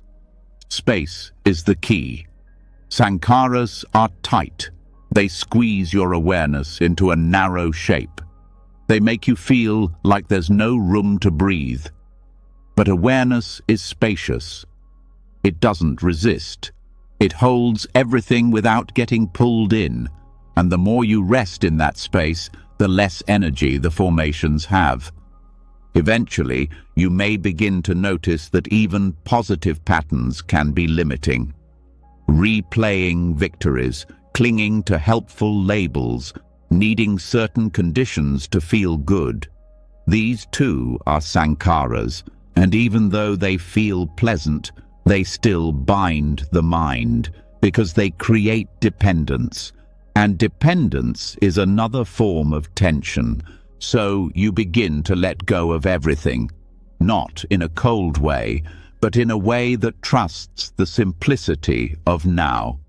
You learn to rest without decoration, without needing anything to be added or removed. This rest is not sleep yet, but it's the condition that allows sleep to come. When the mind no longer chases or resists its own patterns, it stops spinning. And when it stops spinning, it sinks, not into dullness, but into stillness. And sleep, real sleep, grows from stillness. Not from effort, not from fixing, but from the gentle unraveling of what no longer needs to be held. The habitual thoughts will still come. The emotional patterns may still rise, but now they have no grip. You've seen them begin and end too many times to believe in their permanence. And this seeing, that deep, honest seeing, is what finally sets you free. As you begin to see how mental patterns form, rise, and dissolve, a new kind of sensitivity develops. Your awareness sharpens. You notice the mind's momentum before it takes hold. You start sensing how easily the smallest impression, a word, a glance, a tone, a vibration, can set a whole wave of thought into motion. You begin to see clearly that the mind doesn't spin in isolation. It's constantly responding to what enters it. And most of that input comes through the 6 sense doors: the eyes, ears, nose, tongue, body, and mind itself. They don't just receive information, they shape your inner world. In Buddhist teaching, this process is not passive, it's not neutral. The senses do not simply reflect what's out there, they condition what arises in the mind. A single image can stir desire. A sound can awaken memory. A subtle fragrance can bring back a forgotten pain. The taste of something sweet can lead to craving. A bodily sensation can trigger fear. Even a quiet thought can ripple into a storm of judgment or fantasy. Every input becomes a seed for either clarity or confusion. This is why the Buddha taught Indriya Samvara, sense restraint, not as a rejection of the senses, but as a skillful way of protecting the mind from being fragmented. It's a practice of guarding the doors so that what comes in doesn't disturb the inner balance. It's not about shutting down experience. It's about choosing what's allowed to enter and how it's received. And this becomes especially important at night, when the mind is tired, exposed, and more easily stirred. In the hour before bed, most people unknowingly pour stimulation into their senses. Bright screens, fast-moving content, music with strong emotional tone, social interactions that carry unresolved tension, food and drink with sharp flavors or heavy emotional associations. Every one of these touches a sense door. Every one of these opens the gate for more mental activity. And then, when it's time to sleep, they wonder why the mind won't settle. Sense restraint is not about living in a cave. It's about making wise choices. You begin by observing what you allow in. Ask yourself gently, what am I feeding my eyes right now? Are the images calm or chaotic? What am I letting my ears absorb? Are these sounds grounding or agitating? What kind of touch am I inviting through posture, movement, or even clothing? Is it calming or sharp? You don't need to change everything at once. Just start noticing. With each sense, ask, does this lead towards stillness or fragmentation? When you bring attention to the senses, you realize they're not just doors to the world. They're also mirrors of the mind. The way you look, listen, taste, touch, and think reflects your inner state.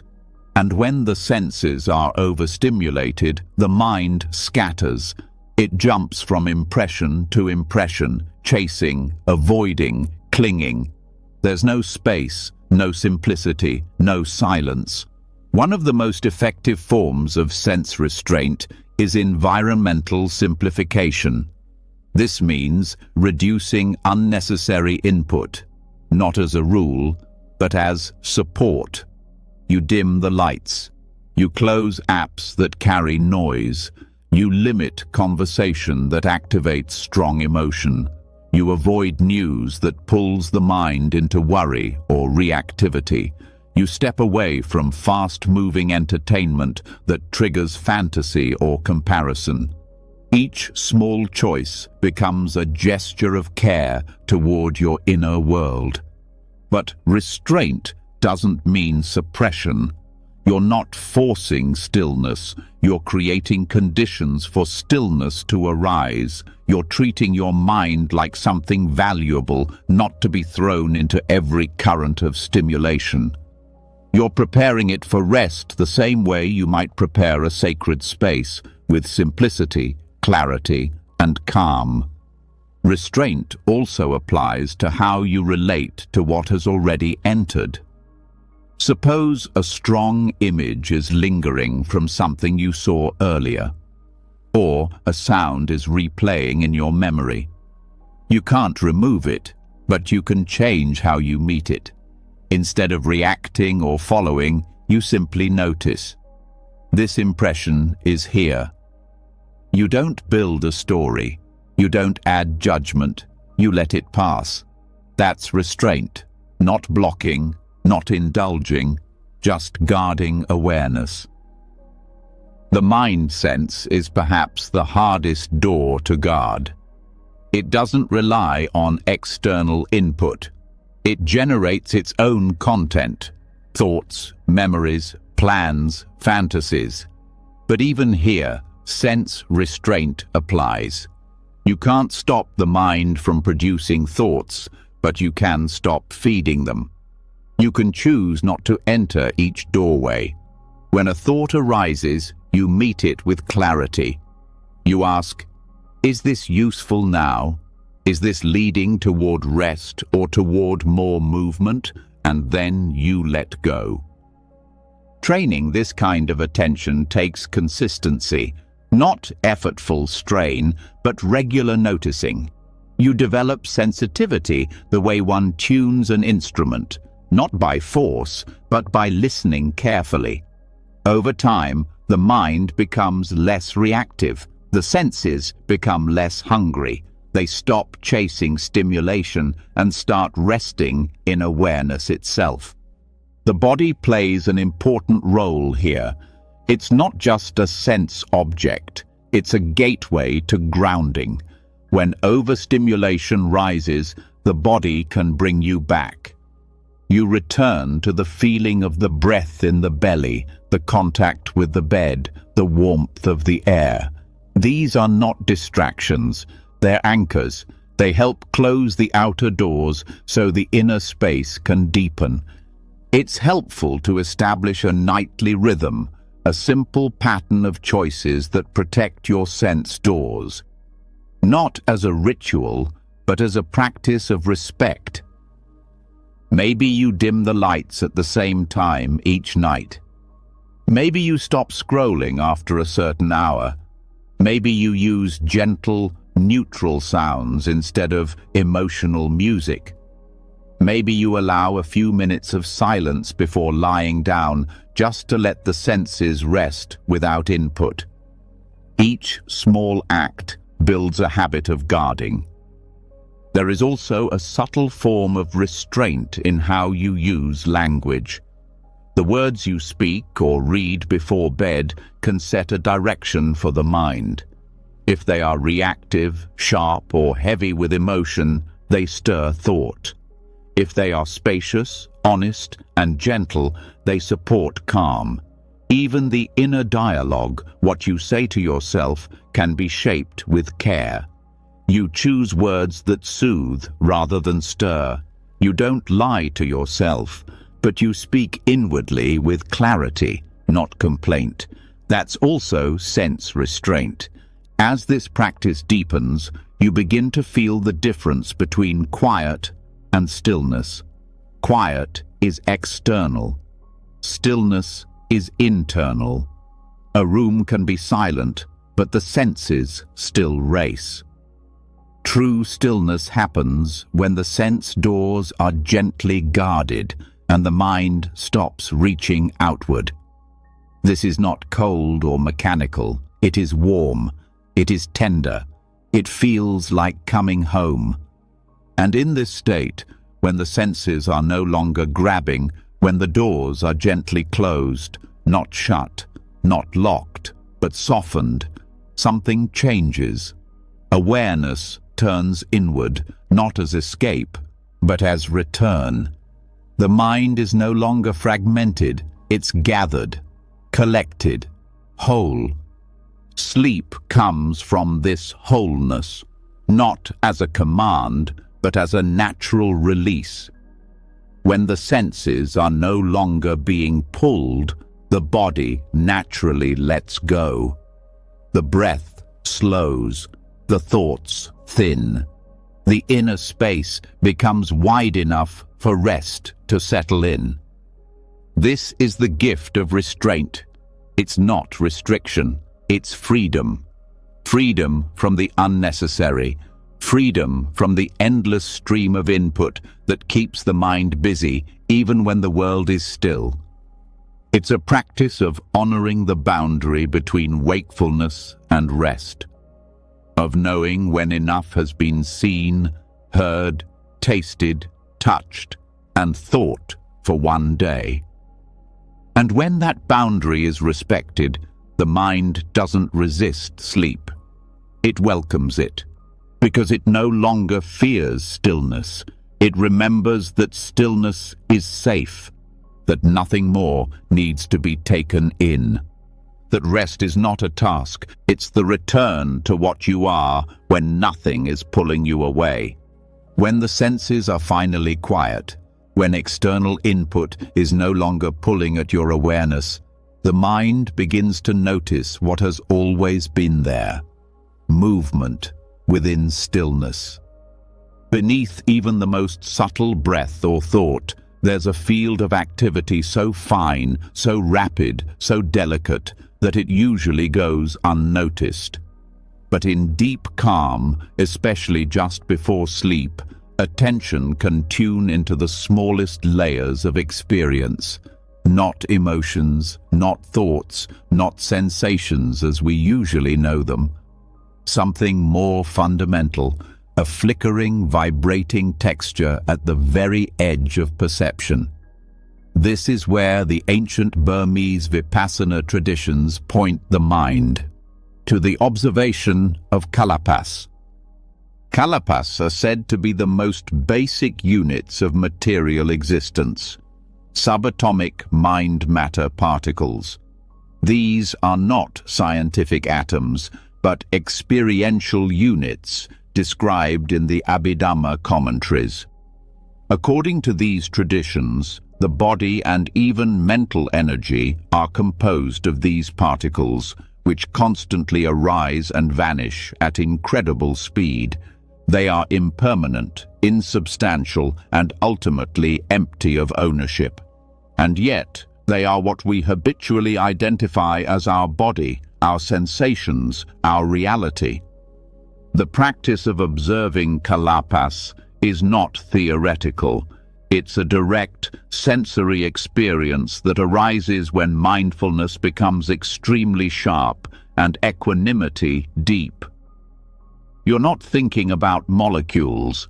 You're noticing subtle vibrations, pulsing sensations, flickers of intensity throughout the body. These are the signs of matter breaking down into momentary events. And in the Burmese Vipassana system, watching these events is one of the most advanced and transformative practices. Before sleep, when the mind begins to lose interest in thinking but hasn't yet fallen unconscious, you may notice something strange. The body begins to feel like it's dissolving. Not in a frightening way, but like its boundaries are becoming less solid. You might feel tingling, buzzing, or lightness in the hands, face, or chest. This is not a sign of something wrong. It is the body's natural way of revealing its impermanence. It is the beginning of seeing kalapas. To train this perception, the first step is to rest your awareness on simple sensations: touch, warmth, pressure. You stay with one area of the body with complete stillness. As concentration grows, the sensation no longer feels like a single solid block. It becomes granular. It pulses. It moves. You begin to sense small flickering points, appearing, disappearing, too fast to count. There is no need to label. Just stay present with this changing field. What this shows is not a metaphysical truth, but a practical one. The body is not what it seems. It is not a fixed form. It is process, movement, constant creation and dissolution. When you experience this directly, your relationship with the body begins to change. It no longer feels heavy. It no longer demands ownership. You don't need to fix it or perfect it. You just observe its unfolding. This insight brings extraordinary peace before sleep, because most of the tension in the body is due to resistance, trying to hold on to comfort, trying to avoid discomfort. But when you see that both are made of the same fleeting particles, the clinging stops. Pain flickers, pleasure flickers. All sensations are just momentary formations. You stop fighting what's arising because you see that it's already ending. Kalapa observation also shifts how you meet mental states. Thoughts, emotions, even intentions, they too are seen as bursts of energy, not lasting truths. A fearful thought arises. You don't follow it. You don't suppress it. You watch it flicker like a light turning on and off. Joy arises, then passes.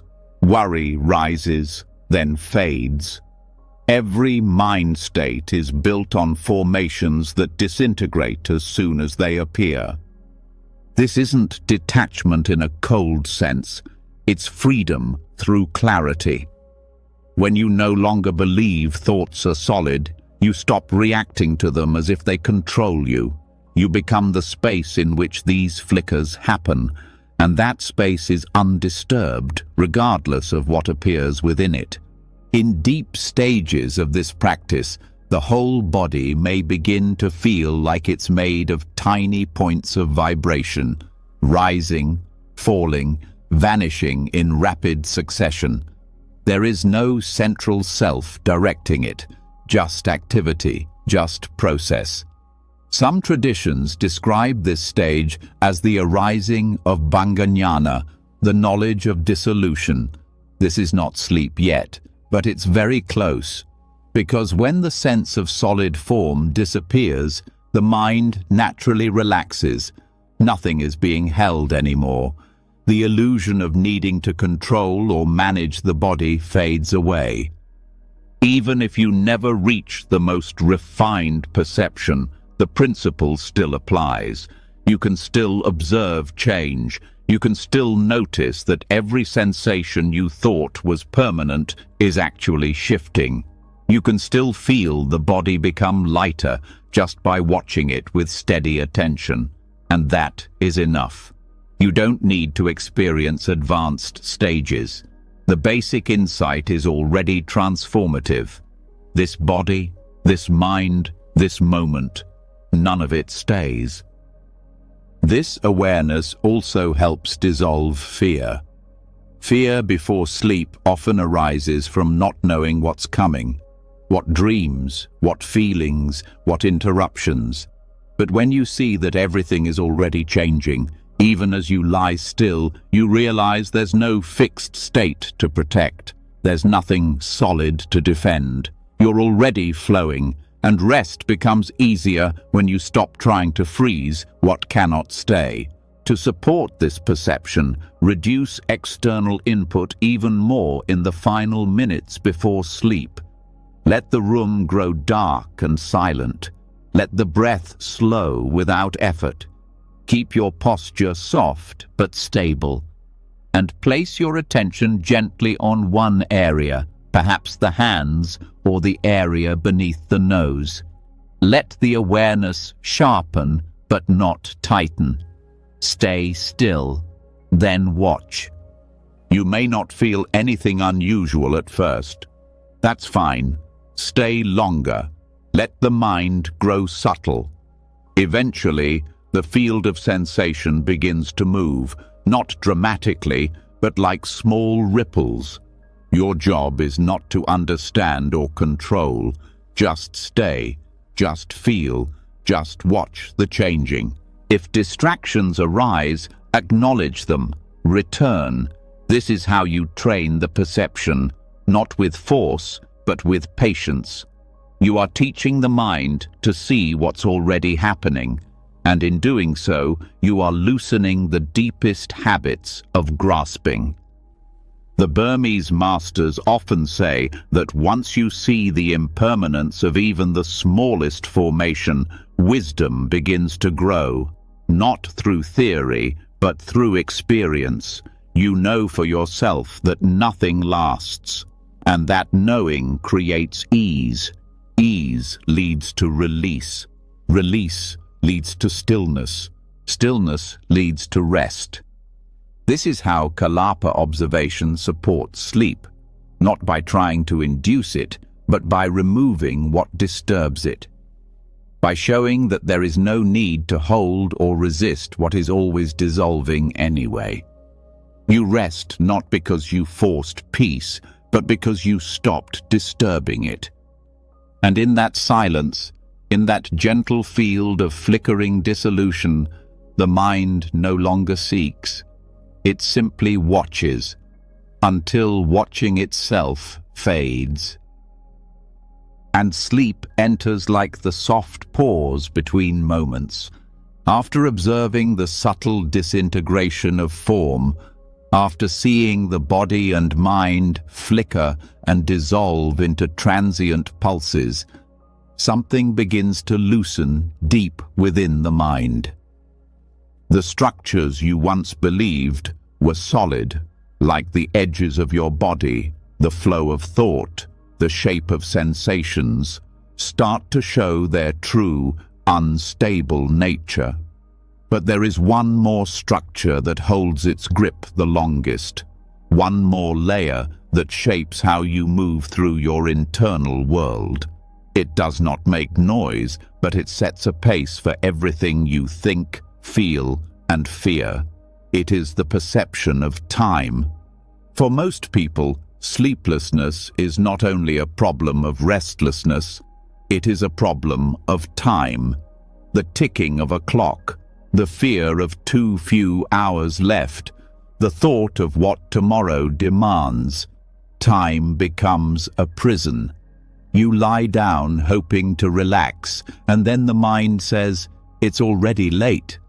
If you don't sleep now, you'll suffer tomorrow." Each minute that passes feels heavier than the last. But the truth is, this weight is not real. The anxiety comes not from time itself, but from how the mind perceives it. In deep meditation, particularly in the absorption states known as jhana, time stops behaving like a straight line. The usual sequence, past, present, future, softens. Minutes can feel like seconds or hours. You sit for what feels like 5 minutes and open your eyes to discover an hour has passed. Or you sit for an hour and feel like nothing happened. This isn't disorientation, it's the mind stepping out of its usual framework. What's happening in these states is not mystical, it's perceptual. The mind is no longer measuring experience through comparison. It is fully absorbed in one object, one process, one moment. And in that fullness, the idea of before and after has no meaning. There is only now, and that now has no duration.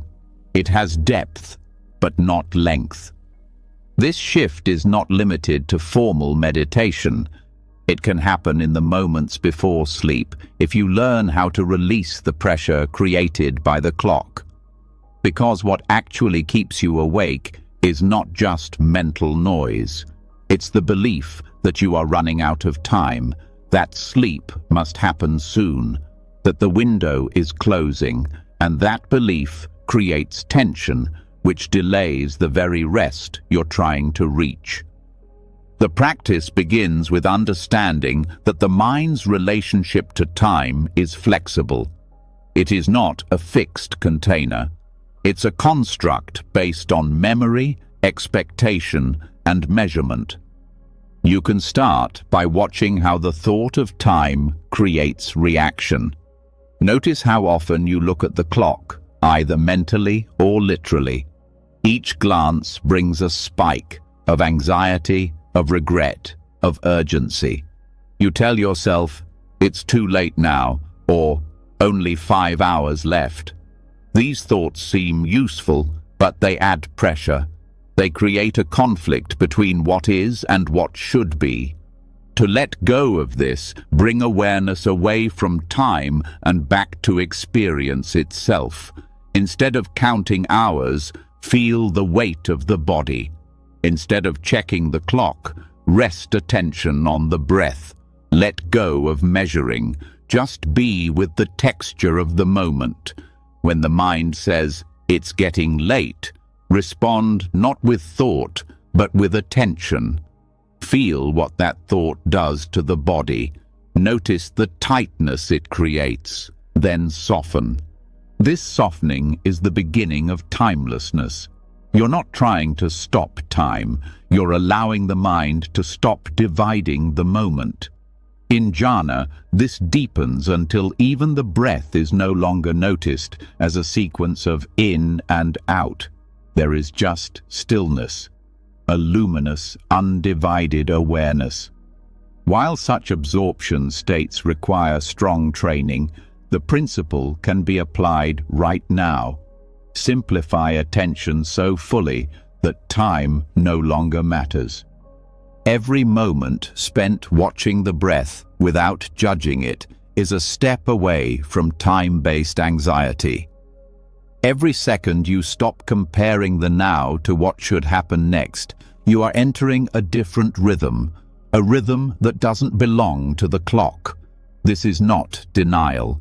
You're not pretending time doesn't exist. You're simply not measuring yourself by it. This shift changes how you wait for sleep. Most people lie in bed waiting as if something must happen. They keep checking internally, am I asleep yet? That checking is another form of measurement. It splits the mind into observer and timeline. You stop being present and start performing. You try to sleep instead of resting. But rest begins when you let go of trying, when you stop marking progress and simply allow. You can train this by choosing a simple anchor, not to control the mind, but to focus it gently. The feeling of the air on the nostrils, the warmth of the blanket, the weight of the legs. Stay with this one sensation, not to block thoughts, but to stabilize attention. When the mind returns to time, to counting, to worrying, don't push it away, just return. You're not running late, you're not falling behind, you are just here. As this practice deepens, you may notice that thoughts about tomorrow lose their urgency. Plans, problems, even important tasks begin to feel less heavy. This is not carelessness, it's clarity. You see that the future is not now, that worry does not create solutions, and that rest is not a delay of life. It is life. The more time you spend in this kind of awareness, the more the nervous system resets. You begin to feel that there's nothing chasing you, that there's no race to win. This calms the hormones of stress. It allows the body to move from sympathetic to parasympathetic tone, from alertness to restoration, and sleep becomes not a goal, but a natural slide into stillness. In jhana, the mind is said to rest on its object so fully that even the sense of time passing disappears. But this can also happen in small moments, when you stop labeling the breath and simply feel it, when you stop naming the posture and just rest in it, when you stop checking if sleep is near and just allow the moment to be full. This practice of timelessness also heals the deeper fear beneath sleeplessness, the fear of losing control. When you're ruled by time, you feel fragile.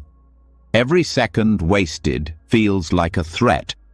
But when you rest in non-linear awareness, you begin to trust a different rhythm, one that moves in waves, not lines, one that does not measure success by hours slept, but by presence felt. Even in the middle of the night, this shift is possible. If you wake at 3 a.m. and the mind starts calculating how much rest is left, stop, return to now. Don't count, don't plan, don't measure. Just rest with the breath. Let the awareness spread. Let the moment widen. Sleep may return, or it may not. But peace is not delayed by outcome. It is available in every second that is not compared to another. The more you train in this way, the more confidence you gain. You stop needing ideal conditions. You stop believing the story that not enough sleep means failure. You see that a few minutes of deep presence can restore more than hours of anxious sleep. You see that the mind, when not pressured, finds its own balance. Eventually, the obsession with how much time is left fades. What matters is the quality of awareness right now. You learn to carry yourself gently through the night, with no rush, no grasping, no judgment. Just one breath, then another. Just this moment, again and again, and over time, even the structure of night and day softens. You begin to live more fluidly, not pushed by the clock, but guided by attention. This is not neglect, it is deep listening.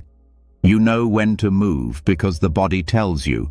You know when to rest because the mind no longer resists stillness. This is the gift of stepping outside linear time, not to escape life, but to enter it fully, without panic, without pressure, without the illusion that now is not enough. And when this becomes your baseline, sleep is no longer a task. It is the natural result of a mind that has stopped measuring itself into pieces. A mind that knows the deepest form of rest is not found in the number of hours passed, but in the depth of presence returned to again and again. When you stop clinging to the clock, when you release the grip of time and rest fully in presence, something unexpected begins to unfold. You may drift into sleep or remain quietly aware, but either way, the mind begins to shift its direction. Without the usual noise, without the pressure to perform or control, the subconscious finally starts to speak. Not in words, but in symbols, shapes, feelings, scenes that appear during sleep, layered with meaning not yet understood. These are dreams. And in the Buddhist monastic tradition, they are not dismissed as random. They are treated as reflections of the deeper mind, doorways into hidden stories that continue shaping your waking life.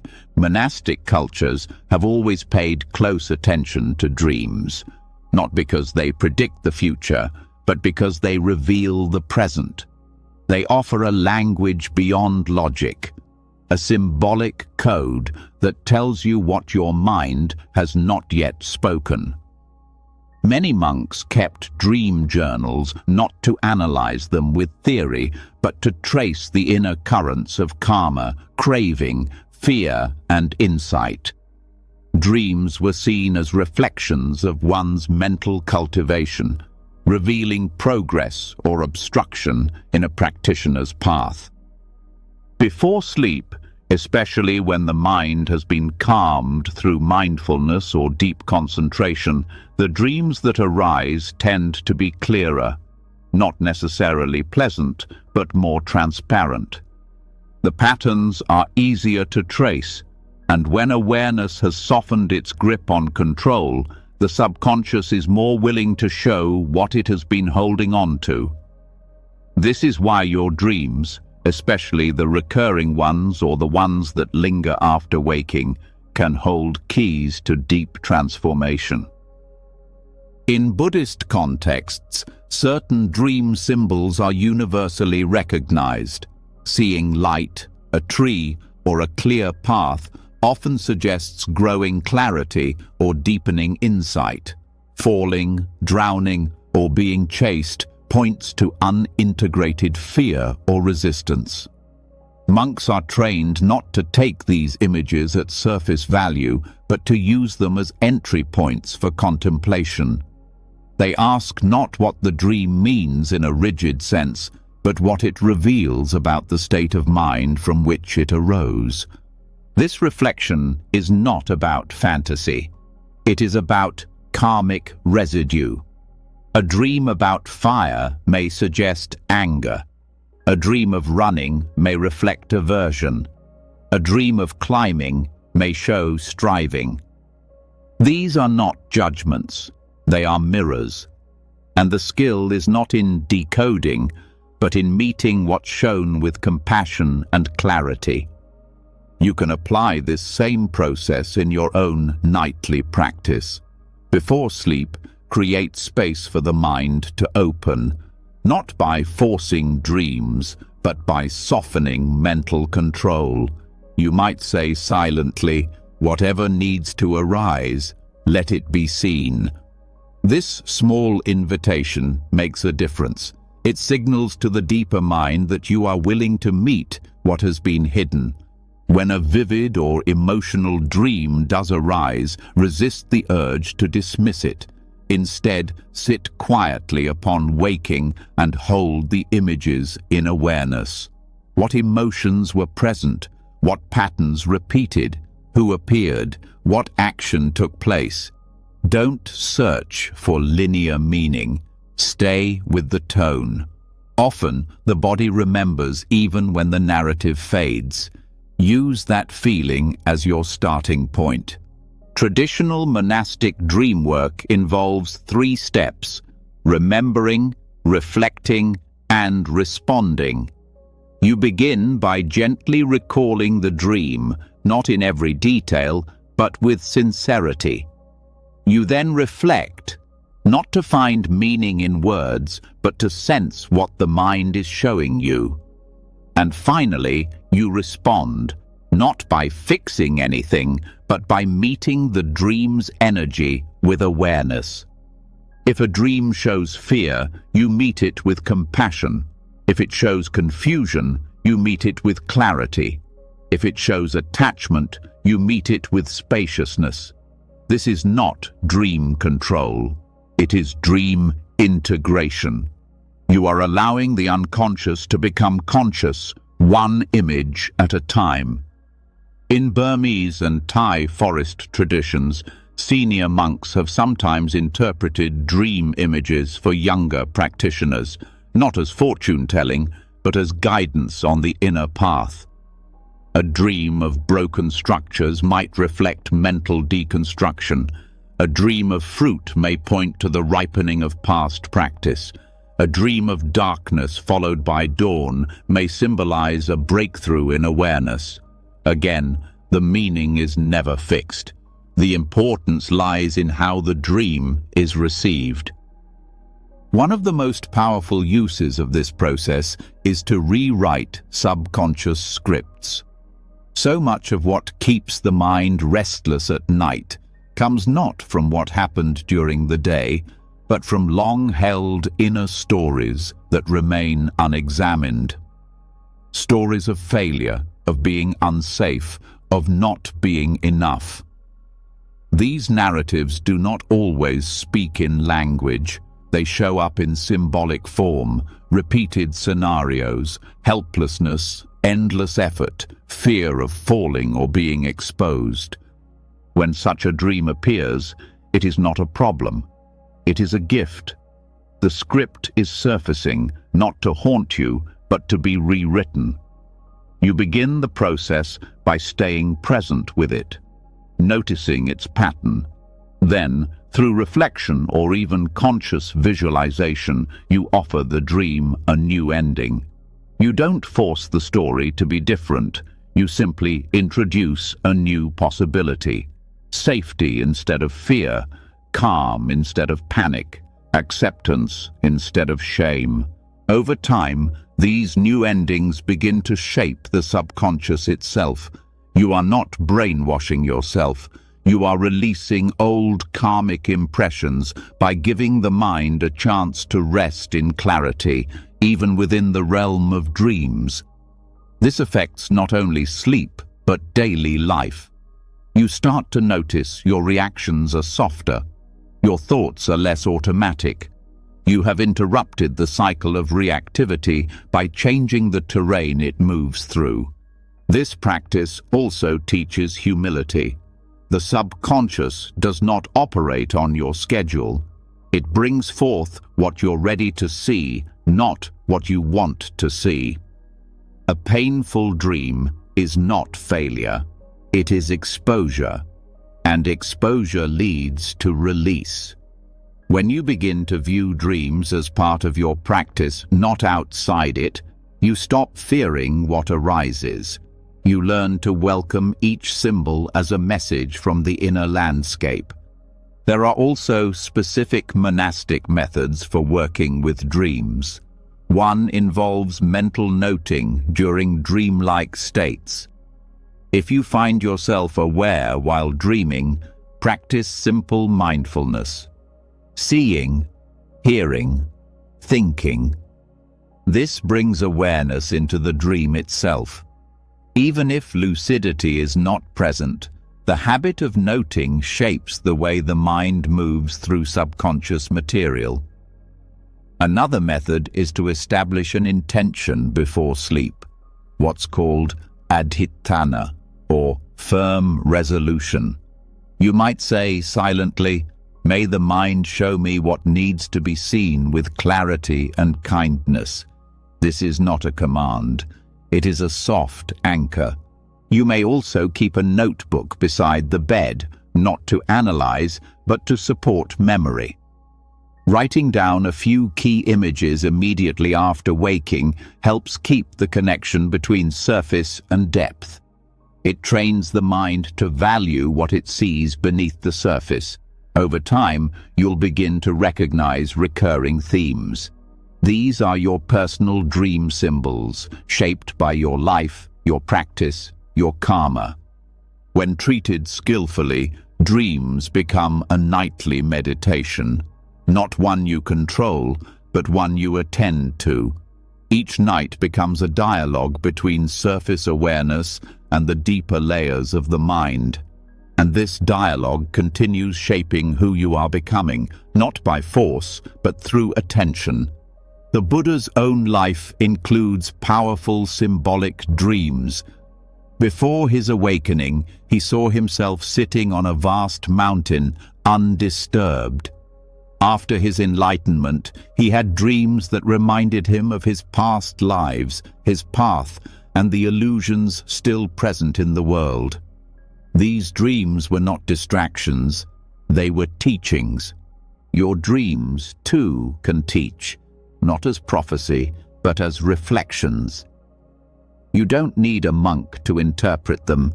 You need a still mind, a soft heart, and the willingness to listen. So as you lie down, as the body becomes quiet and the mind begins to release control, know that what arises in dream is part of the journey. You do not need to fear what the mind shows you. Each image is a chance to see more clearly. Each emotion is a chance to meet yourself more fully.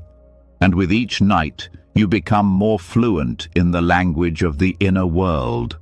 Not by forcing meaning, but by staying present. Not by controlling content, but by welcoming contact. And in that contact, transformation begins, gently, quietly, from the inside out.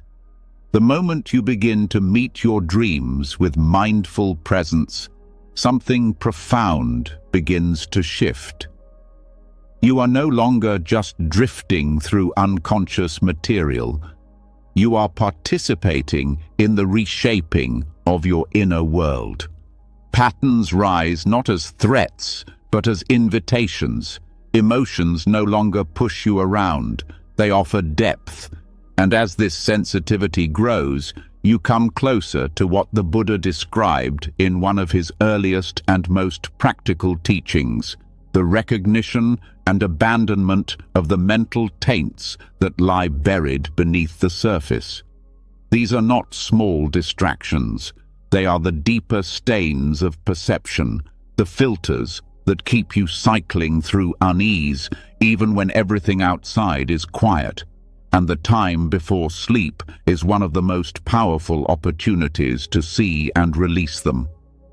The Sabbasava Sutta, found in the Majjhima Nikaya, speaks directly to this. The title means all the taints, a reference to the underlying tendencies that defile the mind and sustain suffering. These taints are not just bad habits. They are patterns of mental intoxication, ways the mind distorts reality through craving, ignorance, wrong views, and the deep belief that peace must be earned rather than allowed. They don't shout, they linger.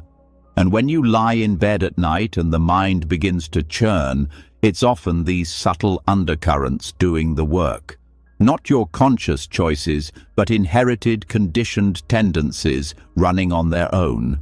The Buddha didn't offer one solution. He outlined a complete method of abandonment, a toolkit of ways to let go of these taints, depending on how they show up. And these methods are not just for monks in forests. They apply to every sincere practitioner who wishes to end the day clean, not just on the surface, but in the deepest levels of the mind. The first method is knowing. Some taints, he said, are to be abandoned through seeing clearly. These arise when there is confusion, a misunderstanding of what leads to peace. So the work begins by naming what has surfaced. If there's worry, acknowledge it as worry. If craving arises, see it as craving, not your craving, not a story to follow, just a mental event. The act of clearly seeing a defilement loosens its hold. It doesn't need to be argued with, it needs to be recognized. At night, this form of seeing becomes a gentle inspection. You ask, what is here now? Not what happened during the day, not what will come tomorrow, but what formation is present right now, just beneath the surface? Fear? Restlessness? Doubt? You shine light on it without judgment. You bring awareness to the exact place where confusion begins. This alone can dissolve the need to follow it any further. The second method is restraint. Some taints, the Buddha said, are to be abandoned by guarding the sense doors. This links directly to the earlier practice of Indriya Samvara, sense restraint. It's not about closing yourself off. It's about refusing to let the mind be pulled in by every sensory impression. Before bed, this means consciously choosing what you let enter through your eyes, ears, and thoughts. You protect the mind not with force, but with clarity. You say, I will not feed this unrest tonight. I will not add fuel to this craving. This is restraint, not from life, but from harm. The third method is using. Some taints are to be abandoned through wise use. This means treating everything in your life, your tools, your body, your comforts, not as objects of indulgence or identity, but as supports for clarity. Before sleep, this can become a quiet reflection. How am I using my energy right now? How am I relating to this bed, this breath, this body? If attachment is present, loosen it. If misuse is present, realign. Everything becomes a question of purpose. Am I using this moment to awaken or to distract? The fourth method is endurance. There are taints that do not leave simply because you see them. They don't dissolve just because you restrain or realign. They stay, they burn, they test your patience. And these are to be abandoned through enduring them without reacting. This is the art of staying steady when the mind wants to run. It is the discipline of holding your seat while discomfort moves through. When irritation arises at night, toward the body, toward the past, toward the unknown, you meet it without flinching. You say, I can feel this without acting on it. I can let this pass through. The fifth method is avoidance. This is not repression, it is wisdom. If you know that a certain condition, memory, or trigger leads to unwholesome states, you avoid it. Not because you're weak, because you're clear. You create boundaries. Before sleep, This might mean not engaging with certain kinds of content, not reopening conversations that ignite the same old flames. You don't need to prove anything. You're choosing to protect the inner field. The sixth method is removal. Some taints must be removed through active mental effort. These are patterns that don't dissolve with seeing or staying. They require mental work. You replace unwholesome thoughts with wholesome ones, not as denial, but as transformation. This may look like reflecting on impermanence when grasping arises, or bringing to mind a compassionate image when anger starts to stir. You are not escaping. You are shifting direction, deliberately turning the mind toward what calms rather than what fuels. And finally, the seventh method is development. The deepest taints are not simply removed. They are replaced by cultivating their opposites. You don't just abandon restlessness, you develop tranquility. You don't just see through craving, you cultivate contentment. This is a lifelong process, but it begins in the quiet moments before sleep, when you choose to rest the mind not in habit, but in practice.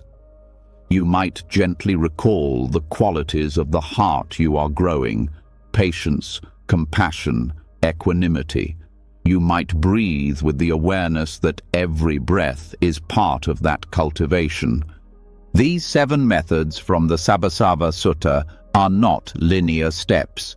They are flexible tools. Some nights you'll need to see. Other nights you'll need to endure. Sometimes avoidance is wisdom. Other times development is the only way forward.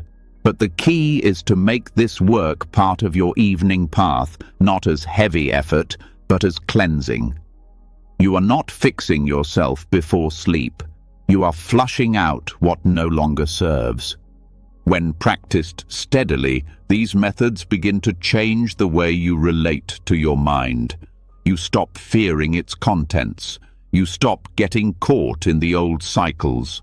You trust that whatever arises, you have the means to meet it. You sleep not as someone who escaped the mind, but as someone who tended to it, who prepared the ground for rest with care. Over time, you'll notice less friction, fewer regrets at night, less spinning of the same thoughts, more space, more natural stillness. Because what disturbs sleep is not noise itself. It's the residue of the unexamined. When the taints are seen and worked with, that residue clears, and what remains is a mind that is ready to rest, not because it is exhausted, but because it is at ease. The Buddha's path was always practical. He didn't ask for blind belief. He offered methods that any sincere person could apply. The Sabbasava Sutta is a map for internal hygiene, and when used before sleep, it becomes a way to end each day not with avoidance or distraction, but with truth. You don't need to solve everything. You just need to see what is here. You don't need to become perfect. You just need to release what you don't need. You don't need to sleep without thought. You need to sleep without clinging, and that begins by abandoning what cannot follow you into peace. Once you've worked through the hidden mental taints, once you've watched them arise and dissolve with clarity, something quiet and strong begins to settle beneath the surface. The mind grows cleaner, but also more exposed. What remains, often, is a subtle vulnerability, a sense of needing to belong somewhere, of needing to feel held in something larger than the habits and histories you've just begun to release. There is a moment after the abandonment of what burdens the mind when you don't yet feel free but no longer wish to hold on. That moment calls not for more technique, but for grounding, not in theory, but in presence, not in effort, but in connection. This is where the earth becomes a companion, and the ancient gesture of Bhumisparsha, the earth-touching mudra, offers its silent support. In the traditional iconography of the Buddha's enlightenment, this is the gesture he makes when Mara challenges his right to awaken. Mara accuses him of having no claim to sit in that stillness, no validation, no proof, and in response, the Buddha does not argue. He does not speak. He simply extends his right hand toward the ground and touches the earth. In that moment, the earth is called as witness. The earth, with its quiet memory and unshakable stability, affirms the Buddha's right to sit, to awaken, to be free. This mudra is not symbolic alone. It is functional. It is a physical expression of inner certainty, not a certainty that arises from pride or defense, but from deep alignment with reality. When you touch the earth, even with just your awareness, you are saying, "I do not need to justify my peace. I do not need to earn this stillness. I belong here, now, on this ground." Before lying down, especially on nights when restlessness remains after all inner work has been done, this gesture can act as a final bridge. It grounds the mind in the present, not just emotionally or mentally, but physically. You are here. You are alive. You are supported. You do not float alone in your efforts. You rest on something vast, older than memory, untouched by your thinking. The gesture itself can be simple. You may sit for a moment beside your bed and let your right hand extend toward the floor, fingers pointing downward, palm inward. You do not need to touch anything. It's not about contact, it's about alignment. You feel the weight of the gesture, its direction. You feel the settling that comes when you stop turning inward and allow the body to speak in stillness. This is not magic, it is remembering. A return to the ground where all thoughts dissolve, where all doubts lose strength. The earth becomes your witness, not in judgment, but in silent affirmation. It knows your fear. It has carried your sorrow. It receives everything without comment. And in that receiving, it teaches you how to let go. Even without the physical gesture, you can invoke the energy of Bhumisparsha. As you lie down, allow your awareness to rest in the weight of your body, not as a concept, but as sensation. Notice the pull of gravity, the contact with the bed, the downward motion that never resists you. This is the earth speaking, not in words, but in welcome. You may silently repeat, "This peace is mine." Not because I earned it, but because I no longer resist it. This is not a declaration of entitlement. It is a humble recognition that stillness is not a privilege for the few. It is the nature of mind when not disturbed. You are not claiming anything new. You are stepping into what was always here. Some traditions view this mudra as the ultimate answer to doubt, not by eliminating doubt intellectually, but by anchoring beyond it. You cannot think your way out of restlessness, but you can ground beneath it. You can touch something deeper than fear, something that holds no opinion of your progress, something that simply is. On a subtle level, this practice helps to resolve the final energies that often prevent sleep, uncertainty, guilt, the sense of being disconnected from something meaningful. These are not loud like craving or anger, but they erode peace from underneath. They whisper that you haven't done enough, that you haven't earned this moment of silence. The earth says otherwise. In many Buddhist cultures, practitioners are taught to reflect before bed on the support of the four elements: earth, water, fire, and air. Of these, earth is the most solid, the most reliable. The bones, the skin, the ground beneath the body, all symbols of structure. When you touch the earth, even in your mind, you are reconnecting with form, stability, and the truth that your experience is not floating. It is held. This groundedness transforms how you fall asleep. Instead of slipping into unconsciousness, you begin to release into connection. The body feels safe. The mind doesn't need to hold itself up. You are no longer trying to escape the day. You are returning to a wider presence, one that includes everything you've felt, seen, and known, but asks nothing from you now. The practice can become a short ritual, not rigid, not formal, but intentional. As you prepare for bed, pause, breathe. Let the mind settle. Place your hand or your awareness toward the ground. Let it be a statement. This night, I rest with the earth as my witness. No past to fix, no future to control, just the truth of now. If emotions rise, let them. You are not above sadness or joy. You are not trying to be untouched. You are remembering that you do not have to carry them alone. The earth can hold what you release. It has always done so.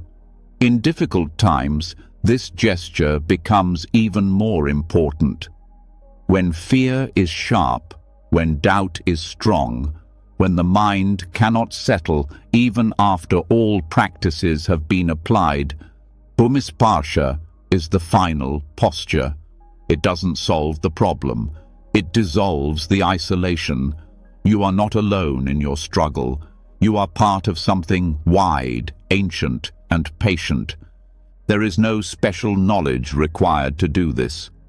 No advanced training, just sincerity, just willingness, just the presence to place the body in harmony with the ground and let go of the need to hold your inner world together. You return to the simplest truth. I am here. I am held. I can stop. With this, sleep becomes something else. Not a process to endure, not a task to complete, a return. A quiet collapse into something that holds you whether you are aware of it or not. This is what the Buddha touched when he reached for the earth. Not an external God, not a divine force, but the grounded truth that awakening, peace, and rest are already supported by the nature of life itself. He didn't defend himself. He didn't fight the voice of doubt. He turned downward and found what cannot be shaken. You can do the same. Each night, each time the mind resists rest.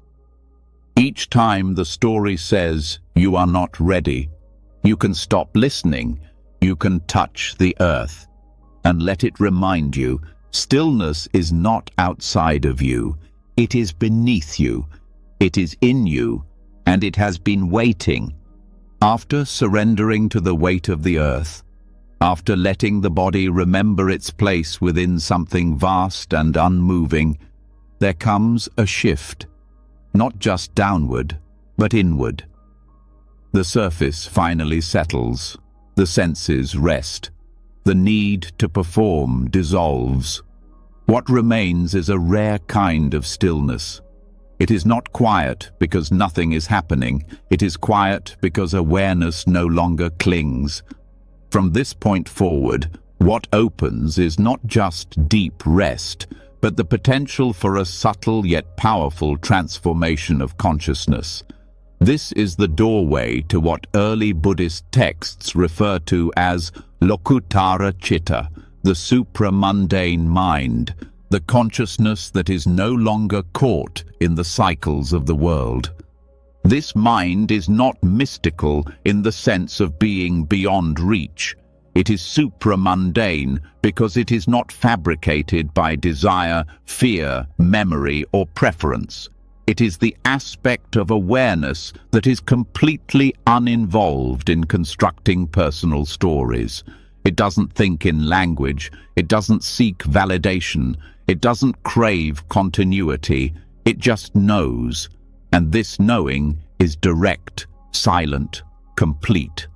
Before sleep, the possibility of touching this quality of awareness becomes especially accessible. When the body is still and thoughts begin to slow, the mind often approaches the edge of its usual constructions. Most nights it retreats, returning to familiar loops, sinking into dreams, or losing clarity altogether. But if you have prepared yourself by reducing mental noise, letting go of emotional tension, and grounding the body with care, you may notice that something subtler than thought begins to emerge. This is not another thought stream. It is awareness free from commentary. It feels like space, but alive, like presence, but impersonal. It sees without filtering. It rests without needing rest. It watches thoughts arise and fade without being pulled into them. It is untouched by desire for sleep or anxiety about waking. It is simply there, beneath every effort and every emotion, always. The Lokutara Chitta is not achieved by force. You cannot enter it through striving. You invoke it by not interfering, by letting go of the need to know anything in conceptual terms. This is different from dullness or passivity. It is a highly alert, highly present form of being that does not divide experience into past or future, self or other, good or bad. It is the mind as it is before identity gets involved.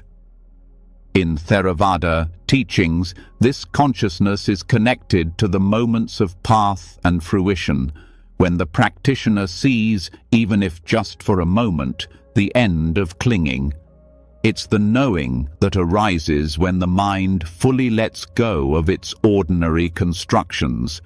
It is not something you own or control.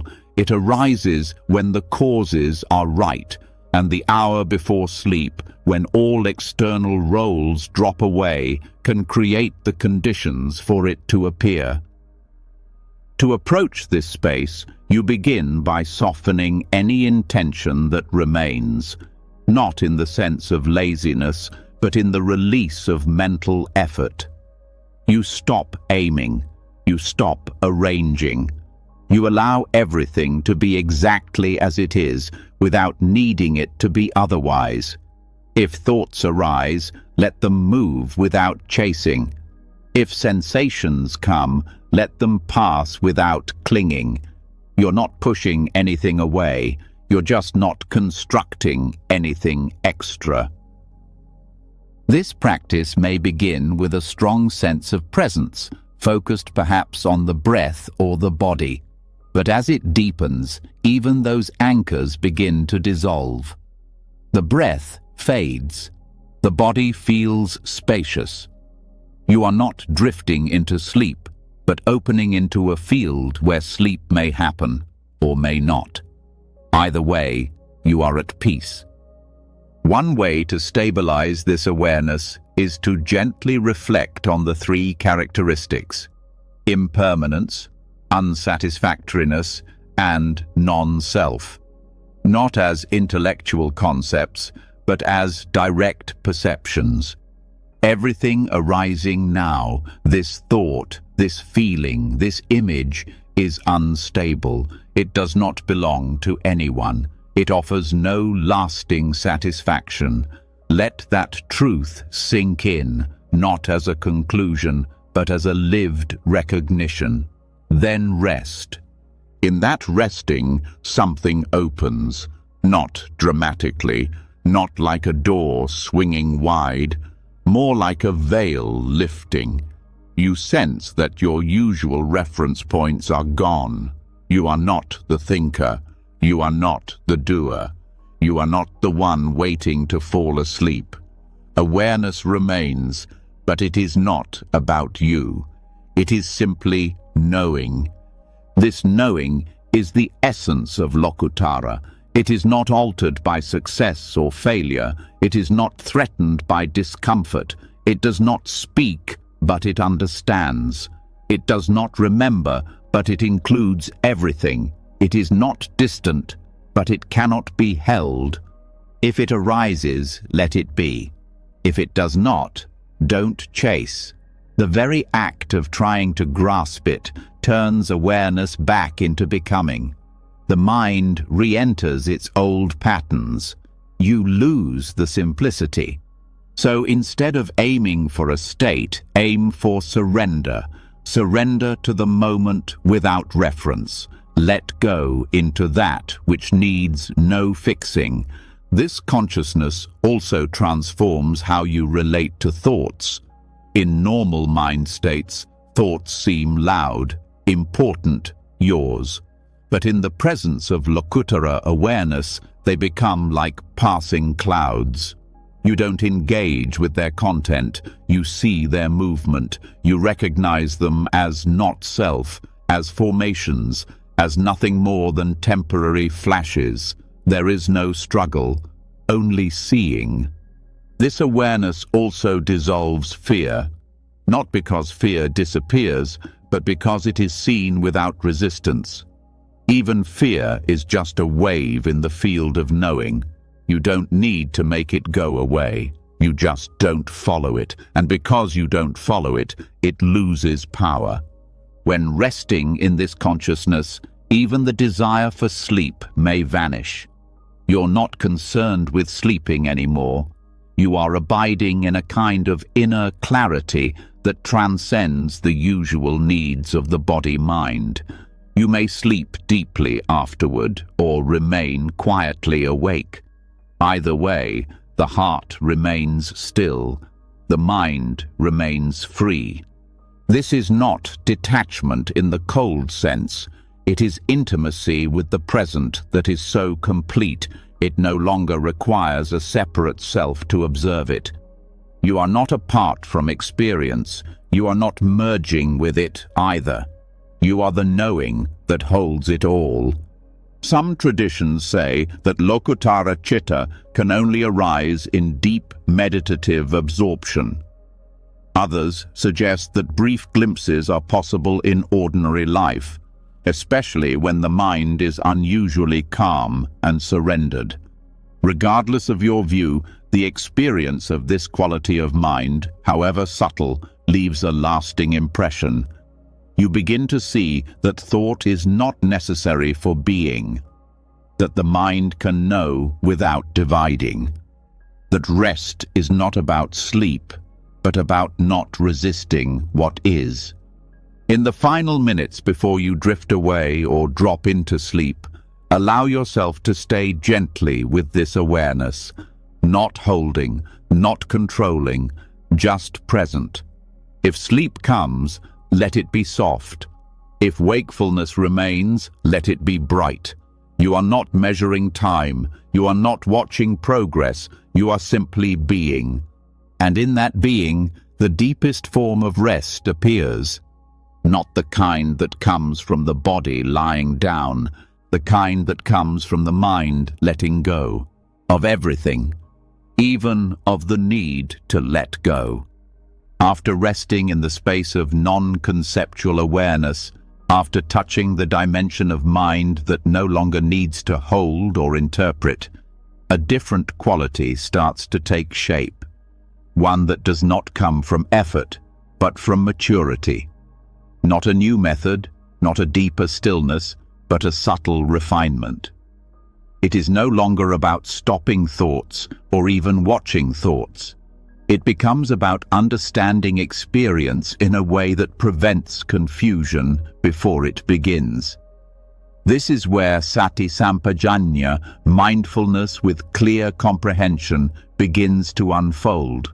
And this is what helps the mind become not only still, but wise. Sati, or mindfulness, is often described simply as present moment awareness.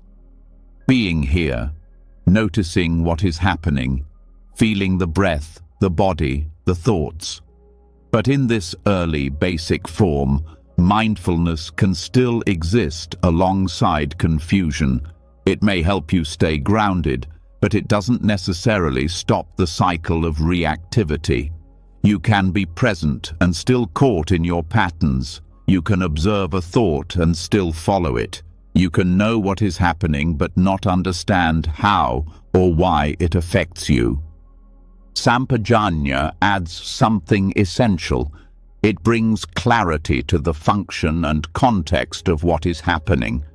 It knows not only what you are doing, but why, how, and with what consequence. It's the part of the mind that sees whether the action is appropriate, whether the thought is worth continuing, whether the feeling is rooted in truth or habit. Without sampajanya, mindfulness is passive. With it, mindfulness becomes intelligent, discerning, and deeply transformative. This is what changes how the mind meets experience, especially in the quiet of night when everything inside begins to surface. You may be aware of restlessness, but without clear comprehension, you might respond to it automatically by shifting positions, analyzing your day, planning your future. With sampajanya, you pause just long enough to ask, is this helpful? Is this necessary? Is this what brings peace? That moment of questioning does not interrupt mindfulness, it deepens it. It allows the awareness to become more than passive noticing. It allows mindfulness to carry understanding. And that understanding is what dissolves the unconscious patterns that often drive the most persistent mental noise. When lying down, the body still and breath gentle, this clarity becomes possible in a new way. You begin to observe the exact moment a reaction forms, not when it explodes, but when it whispers. The thought about tomorrow, the subtle bracing in the chest, the way your attention slides into a story. With clear comprehension, you see it not just as content, but as process. This is how the mind tries to control. This is how tension begins. This is the doorway to distraction. And in that precise moment of seeing, the mind softens. It doesn't react because it already understands. This is the essence of what makes mindfulness powerful, not its ability to track every breath, but its capacity to recognize what matters and what doesn't. In practice, this looks like a constant, gentle inquiry, not verbal analysis, but a felt sense of relevance. You breathe and you know, this is for calming. A thought appears, and you know, this is not worth feeding. A sensation arises, and you sense, this will pass on its own. You begin to trust this inner intelligence more than the stories the mind usually tells. This is especially helpful for unconscious reactivity, the habits that operate below the level of conscious thought, the quick judgment about how the day went, the urge to check your phone again, the tension that builds without reason. These patterns can't be stopped by raw effort. They need to be seen in context. They need to be understood as unnecessary. And only clear comprehension can provide that perspective. When this understanding matures, mindfulness becomes continuous, not rigid or forced, but self-sustaining.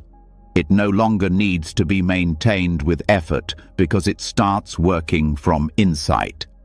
the mind begins to recognize the futility of its old movements. It stops chasing, not because it was told to, but because it sees no value in continuing. Sampajanya also prevents mindfulness from becoming another form of control. When you try to use mindfulness to suppress experience, to push away discomfort, to manage every detail of attention, you are still caught in subtle resistance. With clear comprehension, you no longer misuse mindfulness. You apply it where it is needed and let go where it is not. This also transforms the way you experience the body. Instead of scanning or labeling each part, you begin to understand the quality of posture, breath, and tension. You sense what the body needs to relax. You recognize where effort is still hiding. You stop adjusting based on comfort alone and start responding based on insight.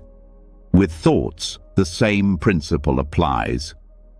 Instead of watching them like objects, you see their role in your state of mind.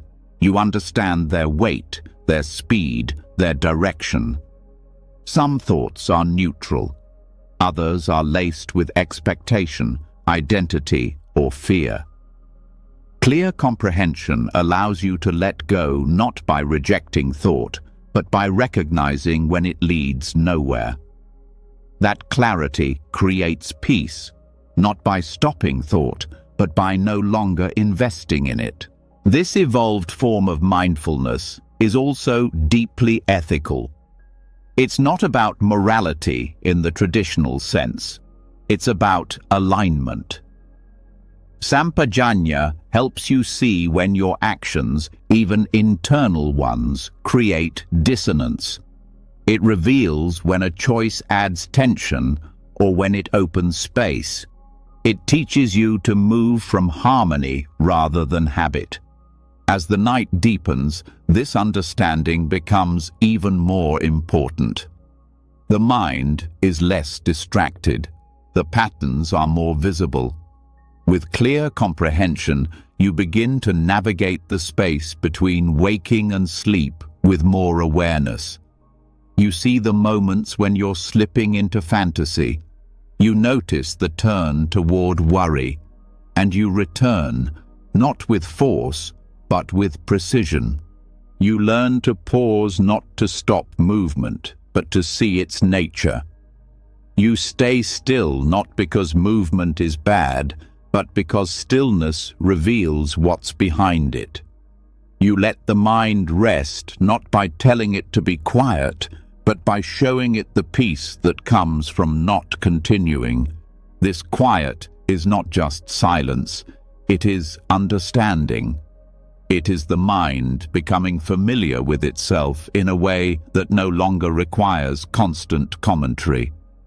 The inner narrator grows quiet because there is nothing left to explain. Experience is self-evident. No story is needed. In this way, sati and sampajanya become partners. Mindfulness holds. Comprehension sees. Together, they allow the mind to remain steady in all conditions, not as an act of discipline, but as a natural result of wisdom. And when wisdom becomes natural, rest becomes natural. Because the mind no longer resists the moment it is in, it no longer needs to escape. It no longer needs to defend. It only needs to understand. And from that understanding, sleep enters not as an escape from life, but as a gentle continuation of stillness. When mindfulness matures into clear comprehension, and the mind begins to see its own activity with wisdom rather than control, the external world starts to reflect that clarity. You begin to notice the relationship between inner attention and outer action. Even the smallest motion becomes meaningful. There is a natural shift from chasing peace through stillness to expressing peace through movement. This is where ritual enters the path, not as superstition, not as habit, but as a conscious way of shaping the mind through deliberate, embodied presence. And in the Theravada tradition, one of the most overlooked yet powerful examples of this principle is the ancient monastic practice of folding robes before rest. This act, simple and repetitive, was never about tidiness alone. It was about preparing the body and the mind for letting go. It marked the closure of the day, a final gesture of mindfulness made visible. Every crease, every adjustment, every smooth line was done with care, not to perform, but to practice. In a monastery, robes are not just clothing. They are a symbol of renunciation, discipline, simplicity, and intention. To fold them without attention would mean disconnecting from what they represent. To fold them with full awareness meant carrying the Dhamma into motion, and that changed everything. In modern life, this ritual may seem distant, but its principle remains fully alive. The way you move before rest shapes the mind you bring into sleep. The robe folding practice is a form of gentle purification, not of morality or behavior, but of attention. It slows the rhythm of the day. It trains the eyes, the hands, the breath to work together. It replaces mental noise with physical reverence. There is no goal but care, and care itself becomes a doorway into peace. The ritual begins with presence. A monk returns to his kuti or dwelling at the end of the day. The robe is taken with two hands, unfolded gently, and shaken out in slow motion. There is no rush. The cloth is laid flat, inspected, and prepared. The folding begins, not like packing for a trip, but like composing a chant. The corners align, the hands move symmetrically. Each movement has its place, and the mind follows each step, not as a watcher, but as a participant. This sequence is not robotic. It is not mindless repetition. The intention is to unite body, mind, and environment into one simple act. This unity acts as a container. It holds the agitation of the day. It gives structure to the transition from effort to rest. Folding robes becomes a soft threshold, one step closer to stillness. You don't need to be in robes to practice this. The spirit of the act can live in your own routine. Whether it's folding a blanket, arranging your clothes, preparing the space around your bed, when done with full awareness, these actions become internal gestures. They say, "I am letting go now.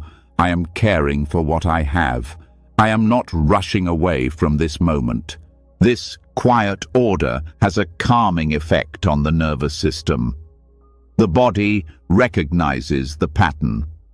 It begins to associate this ritual with safety, with simplicity, with closure. This reduces the need to think, plan, or solve. It eases the mind into rest without forcing silence. You are not trying to stop anything. You are shaping attention through motion. This form of reverence is not aesthetic. It is not about perfection. It is about depth. A monk folding his robe does not judge himself for uneven lines. He uses the moment to return to breath, to slow his thoughts, to show up fully. That intention purifies the act. The robe becomes a mirror. The more you rush, the more the folds resist. The more you settle, the easier it all moves. In a similar way, your own nightly gestures can become mirrors. If you prepare your sleeping space with irritation, the mind carries that residue into bed. If you do it with care, with quiet attention, it transforms into a meditative act. You are not preparing for escape. You are preparing for surrender. This is what makes monastic rituals so enduring. They take something ordinary and elevate it through presence, not by adding complexity, but by removing distraction.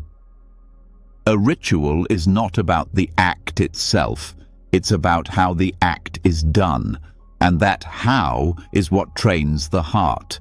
The robe-folding ritual also teaches you about completeness. Not everything in life is solved by stillness alone. Sometimes motion completes the circle. There is something deeply satisfying about finishing the day not with consumption, but with care. The world outside may remain chaotic, but your gesture becomes an act of order, an act of closure. It says, "The day is done. I do not need to carry anything more." For many monastics, this ritual was also a way to release identity. The robe is worn throughout the day in public. It carries function, symbol, and responsibility. To remove it and fold it is to put aside the outer role, to return to the simplicity of being. It is a gesture of humility, of stripping back. And when practiced with sincerity, it allows the practitioner to lie down not as a role, but as a being. The same is true for you. As your day ends, as you fold your clothes, close your devices, or dim the lights, do it not just as routine. Do it as ritual. Use the gesture to remove identity, to return to the simplicity that exists when there's nothing left to prove. You are not your tasks. You are not your image. You are this body preparing to rest. That recognition itself is peace. This embodied awareness carries through into sleep. The more you train the body to move with mindfulness, the easier it becomes for the mind to let go. You are building a bridge from action to stillness, and that bridge is not crossed by effort, but by rhythm. Folding, placing, arranging, not to get it right, but to practice returning. This practice also cultivates patience. The robe doesn't fold itself. It requires time, space, repetition. And the same is true for your attention. You may feel rushed, but the ritual asks you to wait, to move slowly, to notice. And in that slowness, the deeper mind begins to appear. There's also a gentleness that arises when motion is infused with care. You stop grabbing, you start placing, you stop multitasking, you begin attending. That shift changes how you touch your surroundings. It changes how you touch your own mind. You no longer impose silence. You invite it. As this ritual deepens, it becomes less about sleep and more about integrity. You are ending your day in alignment. No loose ends, no hurried steps, just presence. This sense of inner order travels with you into rest. It makes sleep not an interruption, but a continuation. You are no longer collapsing into bed. You are arriving. You are not shutting down. You are letting go.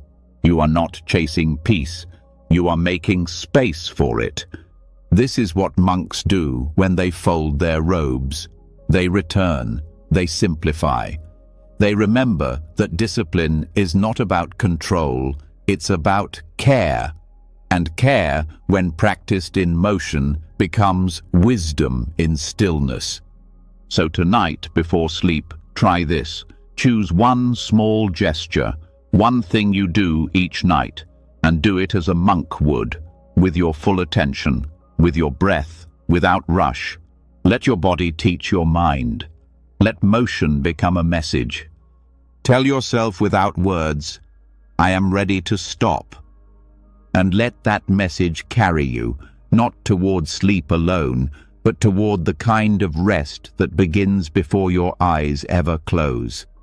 When the body begins to move in harmony with intention, when the gestures that end the day carry the softness of care instead of the weight of obligation, the mind naturally follows.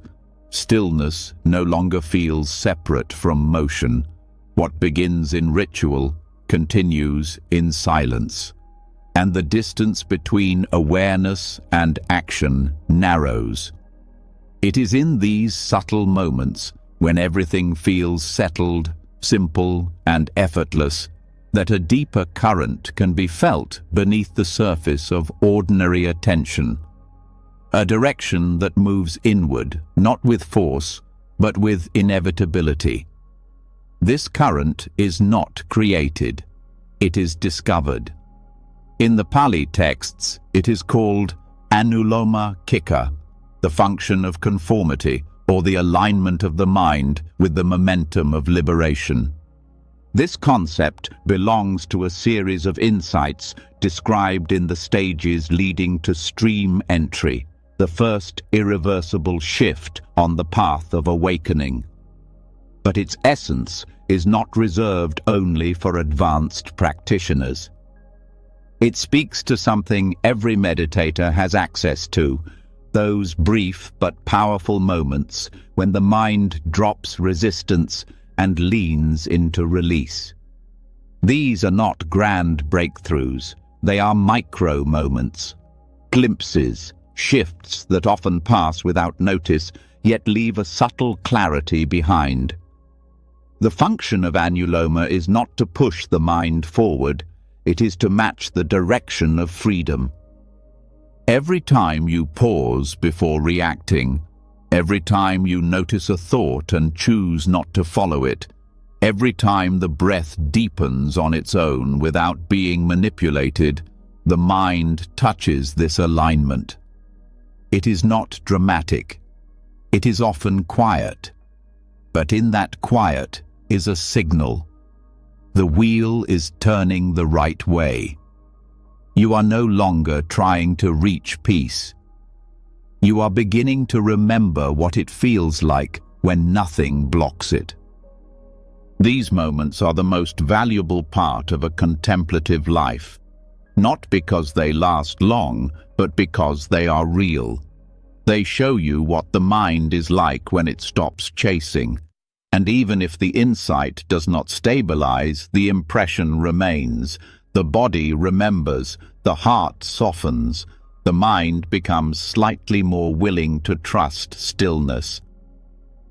To embody anuloma kika means learning to recognize these moments and allowing them to deepen, not by clinging to them, but by letting them teach you.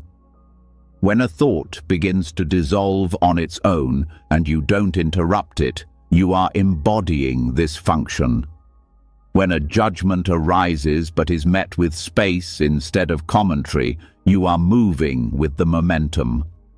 When a breath lengthens without effort and you allow it to unfold, you are not initiating liberation, but aligning with it. This shift is often missed because it lacks the noise we associate with transformation. There are no fireworks, no declarations, only less tension, more simplicity, a quiet willingness to remain with what is instead of adjusting it. But this is the nature of true release. It removes rather than adds. It simplifies rather than solves. It leads not through strategy, but through recognition. The function of anuloma begins when the mind no longer resists the characteristics of reality. Impermanence is not fought. Unsatisfactoriness is not denied. Non-self is not debated. These truths, when allowed, begin to dissolve the layers that were built to avoid them. You begin to see that what you were holding on to was not reality, but commentary. And when that commentary fades, a different kind of momentum takes over. It doesn't mean the path becomes passive. It becomes cooperative. You are no longer fighting the current. You are letting it carry you, and that shift changes everything. Practice stops being a task. Sleep stops being a struggle. Stillness stops being an achievement. Everything becomes a return. This kind of micro-momentum appears in all sorts of situations, when the body relaxes in meditation after initial discomfort, when the mind starts to release a looping thought without intervention, when the breath flows without control and the urge to fix it disappears. These are not the final moments of awakening, but they echo it. They are aligned with its logic. They prepare the ground for insight by removing resistance at its earliest stage. And because these moments are so small, they require a refined sensitivity. You must learn to feel not just the noise, but the space behind the noise, not just the arising of thought, but the moment it weakens, not just the breath, but the natural rest between exhale and inhale. The closer you get to these transitions, the more you begin to live inside them. Awareness stops identifying with the contents of experience and starts resting in the transitions between them. This is where the practice matures. You are no longer trying to create peace. You are recognizing its natural movement. You are letting the mind move toward less, not more. And in that reduction, there is stability. The less you feed, the steadier it becomes. The less you analyze, the clearer you see. You can support this process by training the mind to notice subtle shifts. When sitting in meditation, instead of focusing on sensations as fixed points, notice how they change. How tension rises and falls, how breath expands and softens, how thoughts emerge and fade. Train awareness to rest in the fading, not to chase it, but to witness it. This trains the mind to prefer stillness over movement, not because it should, but because it recognizes the beauty of simplicity. This preference begins to show up outside of formal practice. You find yourself pausing before answering, listening without preparing a response, breathing without needing to adjust. These are signs that anuloma is working. The mind is slowly letting go of its need to manage every detail. At night, this becomes especially powerful. As you lie in bed, you can feel the edge where thought wants to return, where the mind usually begins its search, planning, remembering, judging. In that moment, instead of following, just feel. Where is the momentum going? Is the mind moving towards stillness or towards selfing? And if stillness is present, however briefly, do not disturb it. Do not analyze it. Let it settle. You may find that thoughts begin to fade before fully forming, that the breath becomes light, almost transparent, that sensations no longer demand labels. This is not sleep yet. This is something deeper. The body preparing to dissolve into rest, the mind aligning with the nature of letting go. You are not pushing anything. You are simply not resisting. This function also teaches you that transformation does not always require clarity in the moment. Sometimes, the most important shifts are only recognized in hindsight. You wake up feeling more rested. You move through the day with less grasping. You meet discomfort with less drama. These changes were not decided. They arose from the current you aligned with the night before. This is how deep change happens, not in declarations, but in direction. Not through control, but through alignment. And Anuloma Kika reminds you that the path of peace is not far. It is near. It begins in each moment you let go just a little earlier. Each time you trust just a little more. Each time you remain just a little longer in the space between. Eventually, you begin to trust this process so deeply that you stop needing to name it. You feel when the current is moving. You feel when the self begins to reform. And you choose again, not with willpower, but with intimacy. You choose stillness, not because you are told to, but because it has become your nature. And in that choice, sleep no longer becomes something you enter. It becomes something you fall into as a continuation of the release you've already begun. A falling not into darkness, but into alignment. Once you begin to feel the mind aligning with release, when even brief pauses in thought begin to carry a sense of peace rather than emptiness, you start to recognize that what truly supports the path is not just momentary stillness, but deep inner qualities that can hold that stillness. The momentum toward letting go must be supported by something stable within you, something that does not collapse the moment discomfort arises or emotions surface. To sustain this subtle unfolding, the heart needs strength, not through control, but through cultivation. This is where the 10 parami, the 10 perfections, become essential, not as abstract virtues, but as internal energies you can invite into your awareness each night before sleep. These 10 perfections are timeless qualities: generosity, virtue, renunciation, wisdom, energy, patience, truth, determination, loving kindness, and equanimity. They are not ideals to chase, but living energies within the heart. The Buddha himself is said to have perfected these over many lifetimes to prepare for awakening. They form the foundation not only of progress, but of balance. They guide the mind not toward effort, but toward wholeness. When you lie down at night, allowing these qualities to fill your awareness can turn the final moments of the day into sacred ground. The practice begins with intention. Before the body rests, the mind shifts gently into recollection, not as memory, but as embodiment. You don't just think about generosity, you feel it, you become it. Each parami is visualized, not as a concept, but as a moment fully lived.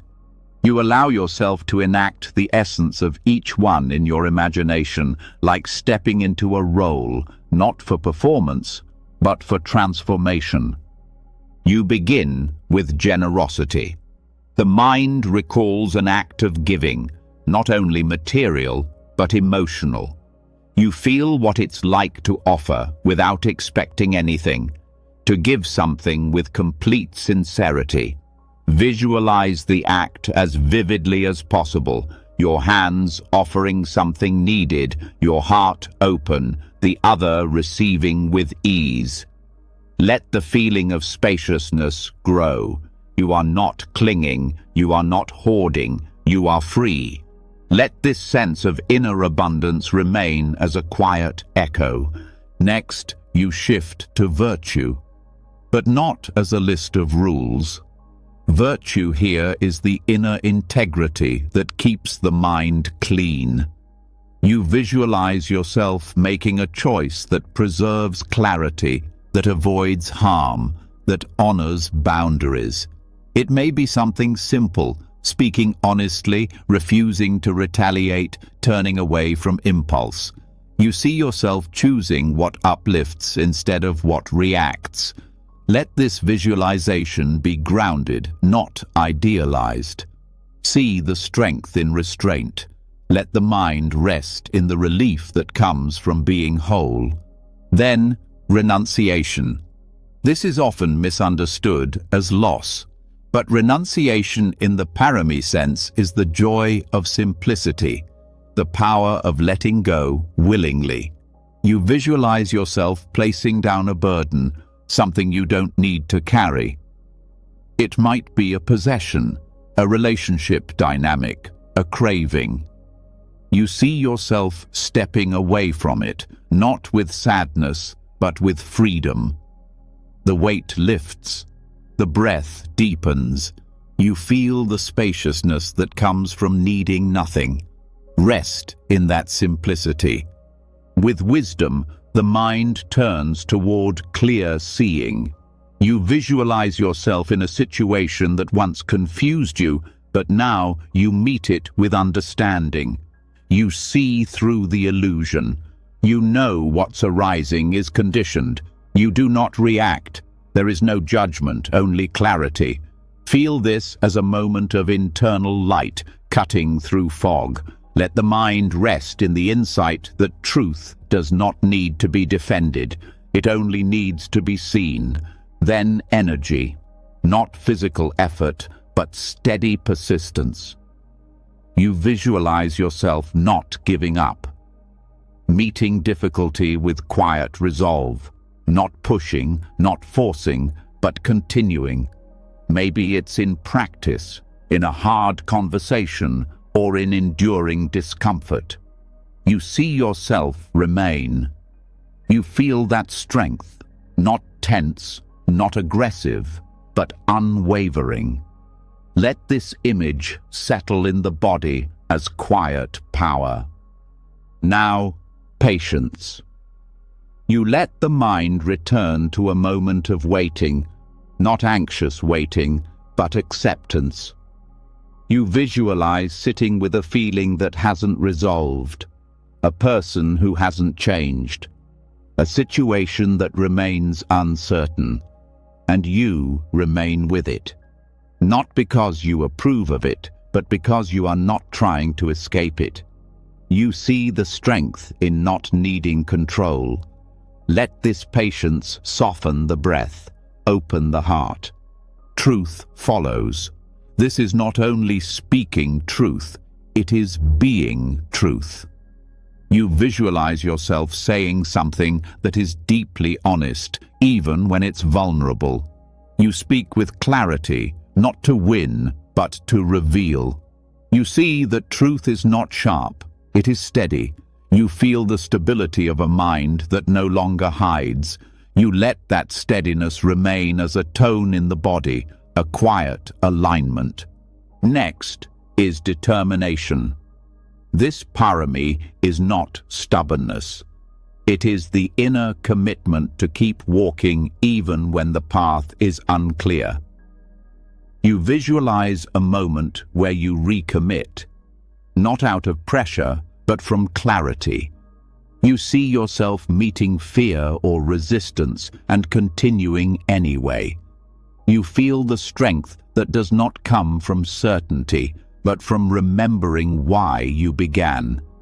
Let this remembrance deepen your confidence without hardening the heart. Then, loving kindness, not sentimental, but unwavering goodwill. You visualize someone in front of you, someone you care for, someone neutral, someone difficult. You see them clearly, and you wish for their safety, for their peace, for their freedom, not to change them, but because your heart can hold them. You feel the soft warmth of this intention. It spreads through your chest. You are no longer bound by liking or disliking. You simply care. Let this care spread, without force, into the whole body. And finally, equanimity. You visualize yourself standing in the middle of joy and sorrow, gain and loss, praise and blame, and you remain balanced, not distant, but steady. You feel the ability to witness without collapsing, to care without clinging. You know that all things change, and that knowing is not cold, it is peace.